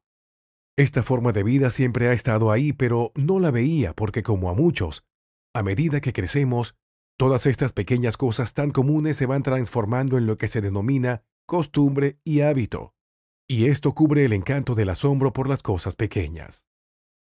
Estas, una vez cubiertas, se transforman muchas veces en sequedad y muerte, y dejan de brillar. Así había sucedido conmigo. Sin darme cuenta hasta el momento en que comencé esta nueva aventura para mi alma, empecé a ver todo con una visión completamente nueva. Empecé a ver con los ojos del alma, y no con los del hombre viejo, cubierto por una ceguera inculcada por una sociedad que ha perdido el verdadero significado de su dignidad humana, en especial cuando deja de lado el nutrir su alma y se enfoca muy distorsionadamente en cubrir solo la parte material. con una vanagloria puramente humana y desordenada. Morir para volver a nacer. Comenzar a construir en ese lugar, en las circunstancias que les cuento y con el fin por el cual comencé, me llevó a tener una visión de la vida totalmente diferente. Esta vida, la de siempre, la de cada día, la empecé a ver con los ojos del alma. La pobreza. Escribiendo estas páginas en que miro en retrospectiva cuál fue la razón de haber llevado una vida en la que renunciaba y despreciaba casi totalmente la vida material, no solo en reparación de la avaricia dentro de la iglesia, sino además para quitar el estorbo de las cosas del alma, veo que no estaba equivocado. Porque al empezar a construir este lugar desde la pobreza, jamás hubiera descubierto que la vida era más que un pasar sin sentido. Ahora que empezaba a construir mi pequeño Nazaret, pude ver cómo todo lo que hacía era importante. Todo tenía un sentido sublime, porque estaba empapado de Dios. Al mirar de esta forma, la vida se ve en su totalidad. Aunque esté hecha de pequeñas situaciones y fragmentos, estos se encuentran unidos entre sí. Brilla siempre en todo su esplendor porque está regida por Dios, y Dios es la perfección en todo. Aunque el sufrimiento exista, estas pequeñas cosas cobran un valor diferente al mostrado por el hombre común. Esto lo fui descubriendo al volver a Nazaret. Era el tiempo preciso, porque estaba preparado para entender que nuestro Creador abarca todos los estados del hombre sin excepción, no sin antes pasar por la decepción por las cosas que cubren la naturaleza del alma, y en esta, la pobreza era una pieza clave, ya que la forma en que se ven y valoran los bienes materiales es incorrecta. Además, si no se añade una vida de fe, esta queda también incompleta y la persona no puede ser íntegra y digna por esta razón. Oratorio terminado. Ya terminado el oratorio y la casa ermita, seguí viviendo una vida semi-eremita. Ora y trabaja. Al llevar esta forma de vida, en especial por el trabajo con la comunidad, me fui interesando en la doctrina social de la Iglesia, o sea, en la participación de los laicos católicos en medio del mundo viviendo su fe, y por supuesto en este tema asociado a nuestro pequeño Nazaret. ¿Qué relación existe entre estas dos formas de vida? ¿Qué es lo que las une? Nuestro pequeño Nazaret está inserto en la vida de cada bautizado, en cualquier condición de vida o estado, ya sea en el caso mío, en el que llevaba una vida en la ermita y otra fuera de esta con la comunidad. Aunque externamente, en su forma, sean realidades completamente diferentes, ya que no es lo mismo vivir dentro de una ermita concentrado en prácticas espirituales de contemplación y estudio, en la cual el silencio y el aislamiento físico son sus bases, que trabajar, en el caso mío, en la construcción y tener un contacto directo con la realidad social, donde el bullicio y las relaciones humanas están a flor de piel. Se podría decir que vivía dos realidades opuestas, dos mundos totalmente diferentes. Pero vivir así tenía un trasfondo que debía descubrir, y es que nuestro pequeño Nazaret está en la vida de cada bautizado, tanto de un eremita como de un laico en la sociedad. Todos tenemos quehaceres domésticos y trabajos que realizar, y una vida cotidiana independiente en la que los desempeñamos. Todo bautizado, desde el mismo Santo Padre hasta el último niño bautizado, tiene su pequeño Nazaret. Pero este no es tomado en cuenta porque es demasiado natural, normal y hasta rutinario. Por esto mismo no lo incorporamos como algo importante en nuestras vidas. No pensamos que estos quehaceres tan comunes pueden también afectar a nuestra alma, porque son parte de nuestra vida. Y más todavía afecta a los bautizados por ser un solo cuerpo con Cristo, por medio de su Iglesia. Nuestro pequeño Nazaret es la vida entera de cada bautizado, independientemente de los estados de vida en que se desempeñe. Pero la intención con la cual se hace esto hace toda la diferencia. Las diferentes condiciones y etapas de la vida tienen una raíz y una base que traspasan los límites materiales. Nuestra vida, aparentemente tan limitada, se puede transformar en una tremenda fuerza espiritual cuando la intención está más allá de la materia. Y este sería el gran milagro de nuestro pequeño Nazaret. Toda nuestra vida puede ser elevada y transformada para el beneficio de nuestra alma y la de los demás. Puede ser transformada en un bien común, incluso para el mundo entero. Nacimiento del grupo de oración en mi tierra natal. Después de construir la casa ermita y de la llegada del sacerdote MP, que me propuso construir un oratorio que estuviera separado de la casa ermita, me planteé nuevamente cómo juntar más dinero. Como en la isla las condiciones no eran muy buenas, decidí viajar a mi tierra natal para conseguir, trabajando, el dinero más rápidamente. Pero esto tenía un doble cometido para nuestro Señor, y lo fui descubriendo después de llegar a mi tierra natal. En ese viaje empezó a tomar forma un pequeño grupo de oración, que sería la semilla del pequeño Nazaret de la Divina Misericordia. Pero esto lo sabría mucho después. Cuando llegué a mi ciudad natal, me encontré con una triste noticia, que afectaba a una familia muy querida por muchas personas de fe, porque esta familia en su momento había participado muy activamente en la comunidad parroquial por muchos años, en especial con un grupo de jóvenes, creando lazos muy importantes en su momento que perduraron hasta hoy. Había ocurrido un incendio en el cual perdió la vida una pareja de niños de 6 y 4 años y dejó a una adolescente en riesgo vital. La tragedia enlutó a gran parte de la comunidad y por esto mismo la ayuda no se hizo esperar. Todos fueron en ayuda de la familia, tanto en lo material como en lo espiritual, especialmente el padre T, que era el párroco conocido y amigo de ellos, junto con toda la comunidad de fe, y todos aquellos compañeros de juventud que participaron también activamente en la comunidad. La familia sintió cómo nuestro Señor venía en ayuda a través de todas estas personas. Con esto se notó claramente que esas amistades tenían un factor en común: el amor a nuestro Señor Jesucristo y a su Iglesia. Con el tiempo, los jóvenes del grupo habían formado sus propias familias y cada uno hacía su vida, lo que causó un distanciamiento. Sin embargo, las raíces y las bases de su amistad jamás se borraron, y la tragedia lo demostró ya que los volvió a unir. Ya pasado un buen tiempo, cuando la casa de nuestra amiga MV estaba restablecida, la visitamos junto con una de mis hermanas, SD. Recordemos que cuando llegué a mi tierra natal recién me enteré, y por esto planteamos con mi hermana esta visita. Como una de mis misiones es promover el apostolado de la Divina Misericordia, los invité a conocer esta devoción para que sintieran el amor paternal de Dios. Les gustó mucho esta devoción y les enseñé a rezar la coronilla de la Divina Misericordia, la oración de las 3 de la tarde, y a conocer más de Santa Faustina, la apóstol de esta devoción. Luego le regalé un altar con forma de una pequeña iglesia con la imagen de Jesús de la Divina Misericordia, sin saber todavía que este sería un signo evidente del recuerdo de nuestra pequeña iglesia doméstica, que la conforma la familia, y que dentro de cada integrante, cada uno lleva su pequeño Nazaret. La familia empezó a interiorizarse en esta devoción, y por eso empezamos a juntarnos más seguido. Nosotros lo entendíamos como una forma de acompañamiento en su dolor por las pérdidas humanas, que no son para nada fáciles de llevar. Pero se vio con claridad que esto les traía paz y consuelo. Así se cumplía el objetivo de que nuestro Señor, con su presencia, traería esperanza, paz y fuerza a esta familia. Como todo iba funcionando de maravilla, se nos ocurrió invitar a todos los amigos de la comunidad de su tiempo de juventud, y así se hizo. La primera vez llegaron como 30. Se mostró la idea y la forma en que nos reuniríamos a rezar. Así fue como empezó a funcionar. Después, como todo grupo que empieza, este fue rotando. Unos llegaban y otros se iban, pero siempre se mantenía un pequeño grupo estable.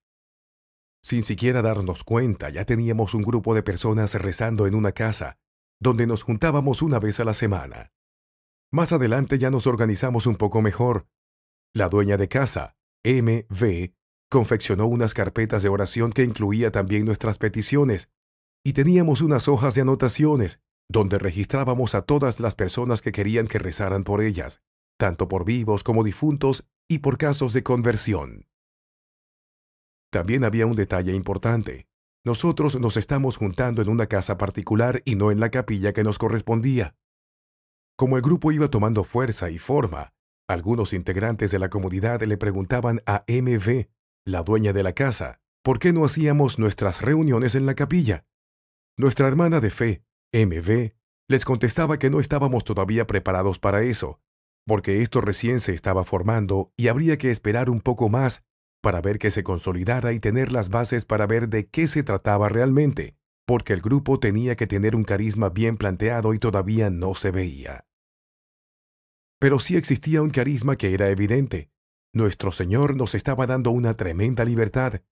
Mejor dicho, ¿qué hacíamos con nuestro tiempo libre si no estábamos en una comunidad establecida, sin tener un compromiso preestablecido por razones de fe? Muchas veces se pone primero el compromiso antes que el amor, pero este grupo no debía tener esta obligación. Debía ser completamente libre en este sentido, y con esto no estoy diciendo que esto es mejor que estar en una comunidad establecida, o que alguien no haga eso por amor. Lo que trato de decir es que al ser de esta forma nos daríamos cuenta de la tremenda libertad que teníamos, y que el hacer el bien estaba inserto en nuestra vida, y que se podía manifestar en cualquier momento y lugar, que nuestra vida en el fondo es una continuidad. Y así se empezó a manifestar en este grupo de oración. Comenzó con una buena intención, libre de cualquier presión, incluso de fe. Se hizo con completa libertad, con un buen corazón. Este era el requisito principal. Todos asistían sin ningún tipo de presión ni obligación. Allí ninguno era apuntado con el dedo por asistir o no. La libertad era plena y curiosamente por este mismo carisma el grupo duró más de 8 años. Nadie se imaginó que esto duraría tanto. El tiempo pasaba y esto seguía.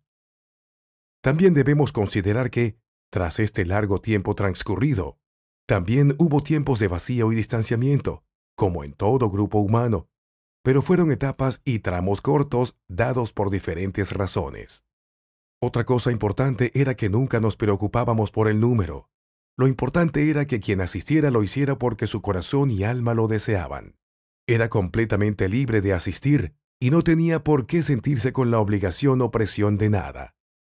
Un corazón que asistía por esta razón tenía mucho más valor que un grupo que estuviera por obligación, incluso por razones de fe. Esta libertad nos daba también la posibilidad de cambiar los días y horarios. Los acomodábamos de acuerdo a nuestras reales posibilidades de vida. De esa forma, todos los que queríamos participar tratábamos de ajustar un horario y día para todos. Otra cosa que era evidente a medida que pasaba el tiempo era que nuestro Señor Jesucristo quería más y más confianza, que pidiéramos más y más, sin límite, en especial por las almas más alejadas y las más abandonadas, que se las entregáramos a su cuidado y que nosotros también entregáramos toda nuestra vida. Para hacer esto efectivo es que apareció la oración de ofrecimiento de vida, que se convirtió en la oración del grupo y cuya finalidad era la salvación de nuestra alma y la de los demás, y con promesas de Jesucristo, ya que fue entregada a la humanidad para aliviar el corazón de las madres que sufrían por sus hijos en peligro de condena eterna, por su conducta contraria a Dios.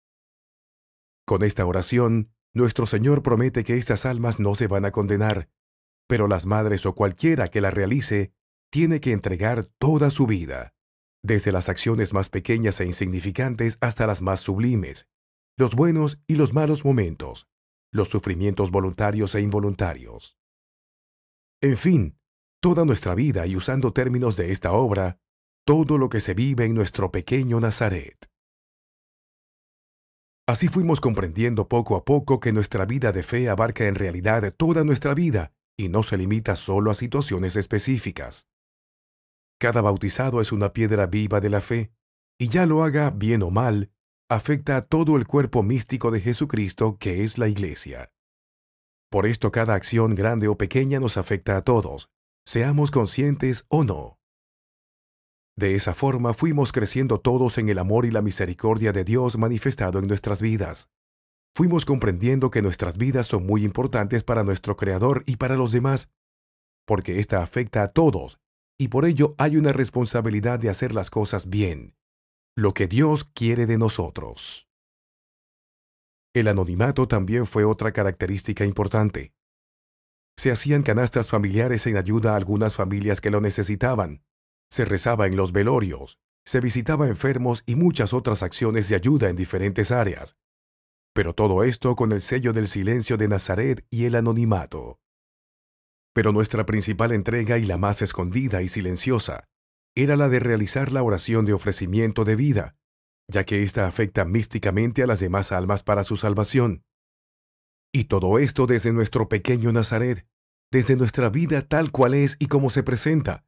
Y este era el medio eficaz por parte de nosotros, pero lo más importante de la oración son las promesas hechas por Jesucristo, lo que nos da la garantía de que todo esto se cumplirá, porque la gracia de Dios estará presente para llevar a buen puerto lo realizado por nuestra pequeña vida. De las acciones benéficas que hacíamos desde el anonimato, de todo ese trabajo silencioso, siempre estuvo en conocimiento nuestro párroco y amigo, el padre T, quien siempre nos alentó y apoyó, y también tuvo la amabilidad y la paciencia de esperar qué tenía entre manos el Señor para con nosotros. Cuando ya empezaba a tomar más fuerza el grupo, un integrante, que era el más eclesial, dio a entender que el obispo del lugar también tenía que estar informado de lo que hacíamos. Sabiendo para dónde apuntaba el comentario de este hermano, que insinuaba herejía, tomé la decisión de ir a hablar con el obispo para preguntarle directamente, sin rodeos, si lo que estábamos haciendo estaba en contra de la fe o no. Si era así, entonces todo tenía que terminar. El obispo se mostró muy interesado, porque no solo hablamos de lo que se estaba formando en ese lugar, sino que tuve que contar toda mi historia y también lo que estaba realizando en la isla donde tenía mi ermita. Se mostró muy contento y me alentó a seguir, y también a esperar para ver qué quería el Señor con todo esto, porque tenía que tener una finalidad. De todos modos, habría que esperar. Concretamente me dijo que él no veía nada en contra de la fe, dado que el grupo en ningún momento expresaba estar en contra de lo que la Madre Iglesia promueve. El único detalle que señaló era que no estábamos organizados como un grupo dentro de una parroquia. Pero como no había comenzado de una forma malintencionada, sino que por el contrario había tenido por objetivo el de ayudar a una familia en el dolor, y el acompañamiento en esos casos no es más que un gran gesto de amor y caridad, que no es otra cosa que la base que sustenta nuestra fe. Algo de mucho más valor traería consigo, y habría por esto que esperar y ver cuáles serían los frutos. En definitiva, me alentó a seguir y me dio todo su apoyo. En caso de que se presentara algún obstáculo, me pidió que se lo hiciera saber para poderlo remediar. Con esta visita, y al ver tanto interés y apoyo, empecé a darme cuenta de que nuestro Señor quería que empezara a juntar las piezas del puzzle y a dar cuerpo a esta historia, porque tendría todo un sentido una vez que se cumplieran las metas. Comencé a dar cuerpo a esta historia, desde un poco antes de la experiencia que cambiaría toda mi vida, cuando hice el retiro como ermitaño en mi tierra natal y empecé a escribir y a tomar notas y fotos. En fin, a documentar lo más importante de lo que había vivido y experimentado hasta el momento, y sobre todo hacia dónde apuntaba. Pero con eso solo tenía las primeras piezas del puzzle. Habría que seguir esperando para ver el desenlace. Y el significado de este gran viaje se pudo descifrar justo cuando se terminó de juntar el grupo de oración, con la entrega de la casa ermita. Fue entonces que la semilla cayó a tierra y se manifestó el fruto denominado el pequeño Nazaret de la Divina Misericordia. ¿Cómo nació el nombre de el pequeño Nazaret de la Divina Misericordia? Muchas veces viajé de mi tierra natal a las islas, en especial a donde había construido la ermita. Recordemos que fueron 8 años desde que comenzó el grupo de oración en mi tierra natal. Desde entonces estuve un tiempo allí. En principio fue para juntar dinero, para construir el oratorio y se empezó a formar el grupo de oración, lo que no había estado en mis planes, pero fue una pieza clave de este proyecto. Regresé a la isla, pero sabiendo también que debía regresar de vez en cuando para apoyar al grupo de oración. De esta manera cubría 2 frentes, uno en mi tierra natal y otro en la ermita en la isla. El segundo lugar me servía para penitencia y vida semi-eremítica, lo que no podía hacer en la ciudad. Con esta vida también ayudaba espiritualmente al grupo de oración. Pasaba un tiempo en mi ciudad natal y otro en la isla en la ermita. Nunca fueron menos de 6 meses en cada estadía, excepto en una ocasión en la que pasé como 1 año en la ermita en la isla. Fue el tiempo más prolongado que estuve en ese lugar, y fue en esos ires y venires que se dio el nombre. Primera parte del nombre. Estando en mi ermita en la isla, empezaron a pasar hechos sobrenaturales tanto externos como internos. Ya una vez lo había experimentado cuando anduve de misionero pobre en las islas, pero esta vez eran más intensos y extraños. Así que decidí ir a preguntar a algunos sacerdotes conocidos sobre estos hechos. Fui con el sacerdote S.B. fuera de la isla. El sacerdote era rector del santuario del Nazareno, al que conocí en mi primera novena en la isla. Hablamos de lo que estaba viviendo y me sugirió que visitara al sacerdote M.P., que era quien tenía la ermita escondida en el bosque. Pero había un problema. Ese sacerdote no usaba teléfono celular y yo tampoco, y llegaba una vez al mes a donde tenía su ermita, y después se perdía en las islas a peregrinar. Entonces, ¿qué hacer? Se me ocurrió visitar a un amigo en el puerto de Q para ver qué podía hacer y aprovechar también de confesarme e ir a misa, ya que el santuario, por estar en una isla y por falta de sacerdotes, realizaba misa en los tiempos litúrgicos importantes y en la novena del Nazareno. Después quedaba a cargo de los laicos. Una vez en el puerto de Q, bajé a la parroquia para confesarme. Serían como las 6 de la tarde, y la misa sería un poco más tarde. En ese entonces el sacerdote AC era el párroco. Entonces pasé para pedirle confesión y me dijo que esperara un rato porque estaba con una visita. Me pidió que pasara a una salita donde había un tabernáculo con el Señor. En ese lugar hice mi confesión y después de terminar salí de la sala y me encontré con el sacerdote MP. Era el sacerdote que tenía que encontrar, y justamente ese sacerdote era su visita. También estaba de paso ya que tenía que ir a otro lugar. ¿Coincidencia? Claro que no. Providencia. Y esto era para que yo no dudara de lo que iba a suceder, que sería recibir la primera parte del nombre. Los tres nos sentamos a conversar. Les empecé a comentar lo que estaba viviendo, cuando de improviso me dio a entender que debía comulgar más seguido, lo que implicaba salir más seguido de la isla, y me alentó para que siguiera con esa forma de vida, subrayando que lo más importante es el Señor. Así que con esta recomendación se terminaría este tema. Seguimos conversando. En un momento, el sacerdote MP me preguntó cómo se iba a llamar la ermita, porque tenía que tener un nombre. Entonces miré hacia la puerta que estaba abierta en la sala donde estaba el tabernáculo del Señor donde hice mi confesión. Al hacerlo vi al Señor parado de forma muy transparente, casi invisible, y me dictó el nombre, el pequeño Nazaret. Se lo dije al Padre y le gustó mucho, ya que el movimiento que él promovía estaba relacionado con Jesús de Nazaret en su vida oculta. Yo no le dije que el mismo Señor me lo había entregado en ese momento para no entrar en especulación, porque para mí estos hechos no tienen por qué ser cuestionados, en especial cuando tienen tanta relación con lo que estaba viviendo. En mi corazón no existía ninguna duda. Todo esto lo tomé con una total paz y tranquilidad, como un hecho de lo más normal.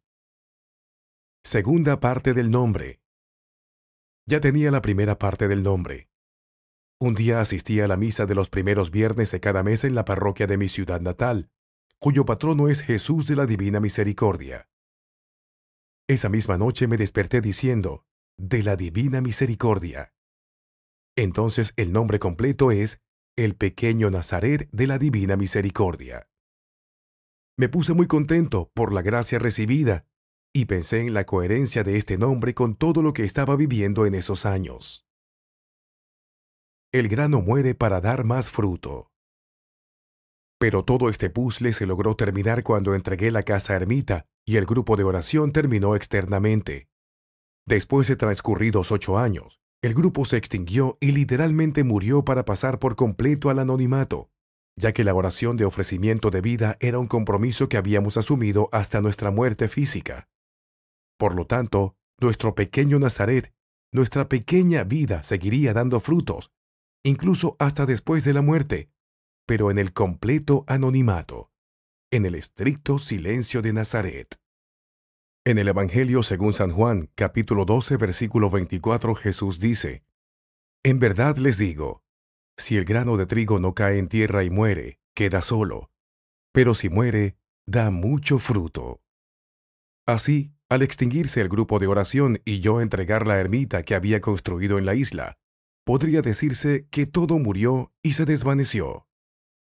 Pero esto significaba una apertura mucho mayor, ya que tanto la casa ermita como la casa donde se juntaba el grupo de oración eran solo lugares físicos prestados para entender y dar forma a el pequeño Nazaret de la Divina Misericordia. Una vez cumplido el objetivo, esos lugares tenían que morir para que se rompieran las cadenas y no quedara petrificado el significado del pequeño Nazaret, ya que éste no tiene lugar ni forma determinada, porque es la vida misma de cada creyente, como piedras vivas que somos del edificio espiritual que es la Iglesia, el cuerpo místico de nuestro Señor Jesucristo. Fue la oración de ofrecimiento de vida la que dio el fruto a nuestro pequeño Nazaret, ya que toda nuestra vida estaría comprometida para que las promesas hechas por el Señor se cumplan por medio de su gracia, y actuaría muy activamente en nuestras vidas. El niño ya nació. Vísperas de Navidad, 24 de diciembre de 2016. Para mí, esa Navidad era de suma importancia, porque concluía una etapa importante del proyecto El Pequeño Nazaret de la Divina Misericordia. El nacimiento simbólico del niño Jesús en la entrada de la ermita llamada El Pesebre de Belén, donde construí un pequeño lugar para colocar al niño Jesús a las 12 de la noche, representó el nacimiento, el comienzo de este proyecto para su conocimiento y expansión. Era el fruto de un trabajo que duró más de 8 años. Todo lo demás en estos momentos me parece irrelevante, porque ese período de mi vida tuvo un sentido y significado en las profundidades del espíritu. Fue un gran viaje. ¡Cuánta experiencia ganada! Y también cuántos obstáculos y pruebas para desviar el proyecto. Pero la ayuda divina siempre estuvo presente y se impuso sobre todo obstáculo. Estos fueron los consuelos divinos que se manifestaban cada vez que las fuerzas del mal trataban de detener esta gracia de Dios. El ir entendiendo esa ayuda divina me daba la certeza y la fuerza para continuar con esta obra hasta el final. Una Navidad en una soledad escogida. Esa Navidad escogí esperar la Nochebuena en la ermita, solo como un buen ermitaño, para poder dejar al niño Jesús a las 12 de la noche en la entrada de Belén, como un signo concreto del nacimiento de un nuevo regalo para la humanidad. Así que, llegando las 12 de la noche, llevé al niño Jesús al lugar preparado para su nacimiento. Con esto se cumplía todo el proyecto de El Pequeño Nazaret de la Divina Misericordia. Así finalizaba el proceso de este proyecto, pero ahora venía su difusión y expansión. El niño simbolizaba el nacimiento físico y concreto para la humanidad. El niño ya nació y estaba ubicado en la entrada de la ermita, llamada Entrada de Belén. Nuestro Señor, siendo Dios, nació en un lugar prestado, un lugar pobre y demasiado sencillo para la altura de lo que es. Esto me ha hecho pensar justamente para quién es y por qué vino al mundo. Y justamente Él debía ser el primero en experimentar para quienes venía, como forma de empatía humana y espiritual. Realzando a los más pequeños dentro de su creación humana, dio dignidad y un sentido divino a lo que no parecía que lo tuviese, a los más pobres y más desamparados, y a una vida tan común y sencilla como la que nuestro Señor vivió en Nazaret. Entrega de la casa ermita. En verdad les digo, si el grano de trigo no cae en tierra y muere, queda solo. Pero si muere, da mucho fruto. En el Evangelio, según San Juan, capítulo 12, versículo 24. Martes 7 de marzo de 2017. Ese día le entregué el lugar físico a don M.M., dueño del lugar. Fue necesario realizar esta entrega porque la semilla ya había caído en tierra y el fruto se había manifestado. Y se cumplió lo que hacía muchos años atrás habíamos acordado con don M.M., cuando le pedí el lugar, que el día que yo me fuera, por mi causa o por la suya, me iría con solo mis pertenencias personales. Todo lo construido quedó para él, como forma de reparar la avaricia dentro de la iglesia. Desde entonces, nunca más volví a ese lugar. Regresé a mi tierra natal para empezar de cero nuevamente, pero con el trabajo cumplido exitosamente. La semilla. La semilla la constituía el trabajo realizado, especialmente en la construcción de la casa ermita y la vida que llevé en esta, conjuntamente con el grupo de oración formado en mi tierra natal. Ambos se llamaban de la misma forma, el pequeño Nazaret de la Divina Misericordia.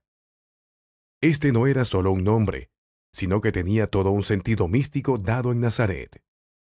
En definitiva, cada una de nuestras vidas como bautizados trae consigo un gran regalo dado en Nazaret por medio de Jesucristo, y este regalo se desarrolla en nuestra vida común y sencilla.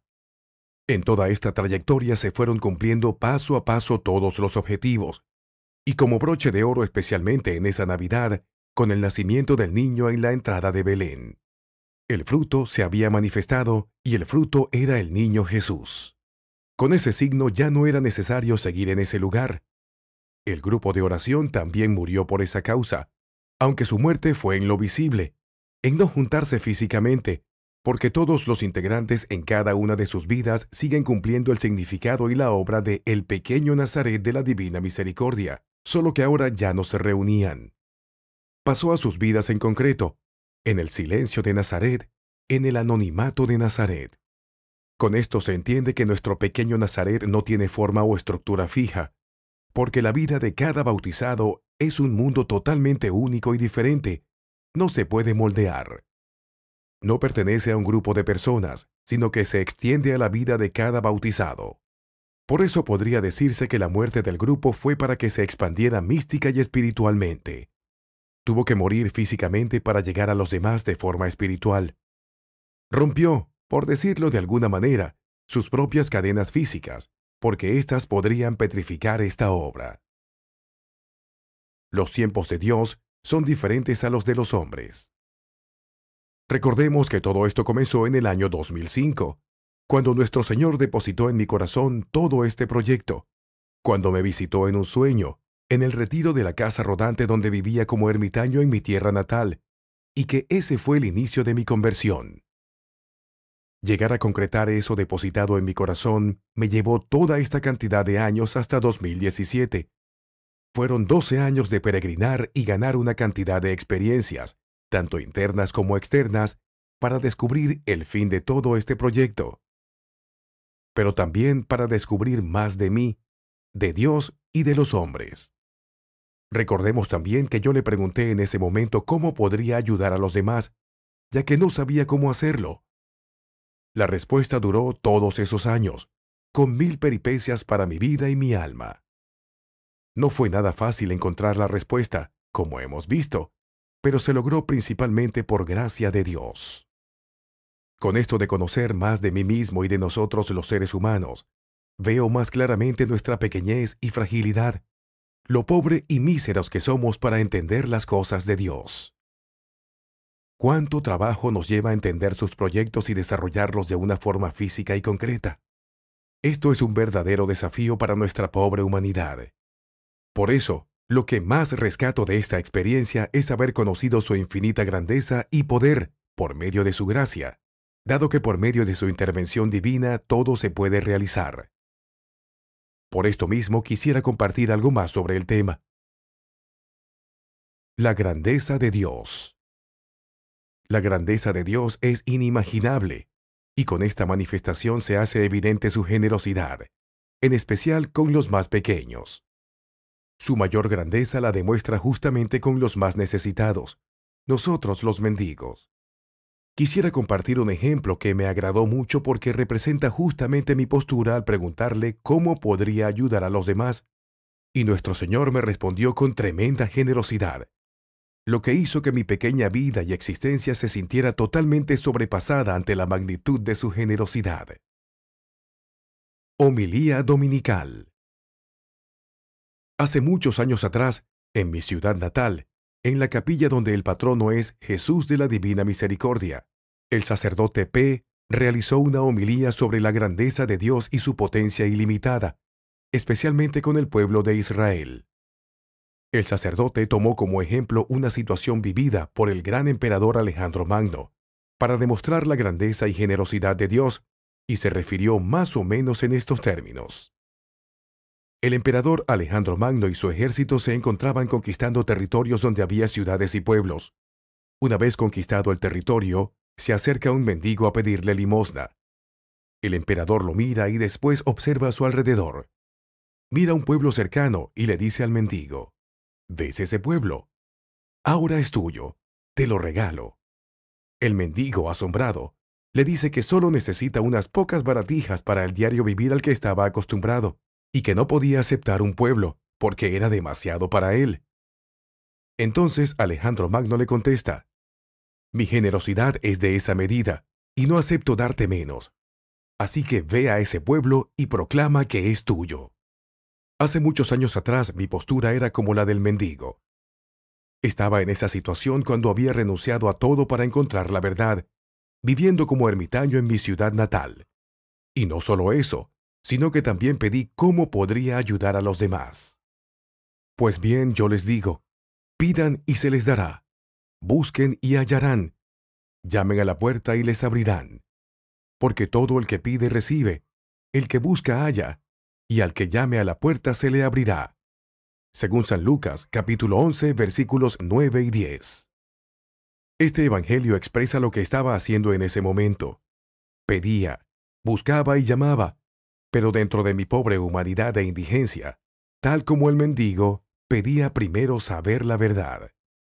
Cuando la verdad se apareció, pedí una solución para ayudar a los demás, pero que estuviera a la altura de mi pobre humanidad, sin contar con que en realidad era a Dios mismo a quien se lo estaba pidiendo, al dueño de toda la creación, y por esta causa su respuesta fue a la medida de su grandeza, infinita en sabiduría, poder, amor y misericordia, y no a la altura de mi pequeñez humana, tal como el mendigo, que solo quería unas baratijas para saciar su hambre del momento, y después seguir en su acostumbrada indigencia. El Señor también me respondió de la misma manera. Pero la respuesta no era solo para mí, sino que valía para todo bautizado. Todos tienen una vida que puede ser transformada y elevada a lo que Él quiere de nosotros, y no lo que nosotros consideramos que es lo que se puede llegar a ser. Con esta experiencia, nuestro Creador nos quiere dar a conocer que existe una medida dada por Él, que no tiene límites, que es infinita, y por esto mismo se podría decir que existe un abismo entre nosotros y Él. Nuestra comprensión humana está fuera de estos límites infinitos. Si bien nuestro Señor entiende perfectamente nuestra postura finita y limitada, porque Él nos creó, esto no es una causa o una barrera para detener las gracias inmensas que quiere derramar sobre sus hijos muy queridos. Esto no es una limitante para frenar su infinito amor hacia las almas. Lo único que nos queda es aceptar sus regalos y gracias, aunque no lo comprendamos ni apreciemos en su real magnitud por ser limitados. Pero sí estar conscientes de que todo esto es dado inmerecidamente. No tenemos ningún mérito de parte de nosotros. Todo es dado por pura gracia por Dios. El más grande regalo de Dios para la humanidad. En la fe católica, nuestro fin último es alcanzar la vida eterna. Esta sería nuestra meta final, nuestro objetivo, y todo lo necesario para cumplir esto está en el cuerpo místico de la Iglesia, que es Jesucristo. Así que todo esto se convierte en un camino hacia la patria eterna. Como este es el último fin y el más importante, nuestro Señor también quiso incorporar un medio que nos asegurara nuestra salvación. En el pequeño Nazaret de la Divina Misericordia, se incorpora la oración de ofrecimiento de vida, porque contiene justamente promesas de salvación, tanto para la persona involucrada como para su familia, y para muchísimas otras almas desconocidas, que se beneficiarán por esta entrega hasta el fin del mundo. Una promesa hecha por el Señor para este fin se podría considerar el más grande regalo para toda la humanidad, porque lisa y llanamente se cumplirá y será para rescatar el más precioso tesoro que tenemos, nuestras almas. Toda promesa de Dios se cumple. En el libro de los Salmos, capítulo 89, versículo 35, Dios dice: no romperé mi alianza ni cambiaré lo que salió de mis labios. Las promesas hechas por el Señor siempre se cumplen, aunque humanamente parezcan imposibles para nosotros, pero para Dios, que es omnisciente, omnipotente y todopoderoso, no existen tales limitaciones. Si lo ha dicho, se cumplirá, porque también en esto está involucrada su omnisciencia, o sea, tiene el conocimiento absoluto de todas las cosas. Si asegura algo es porque se cumplirá a cabalidad.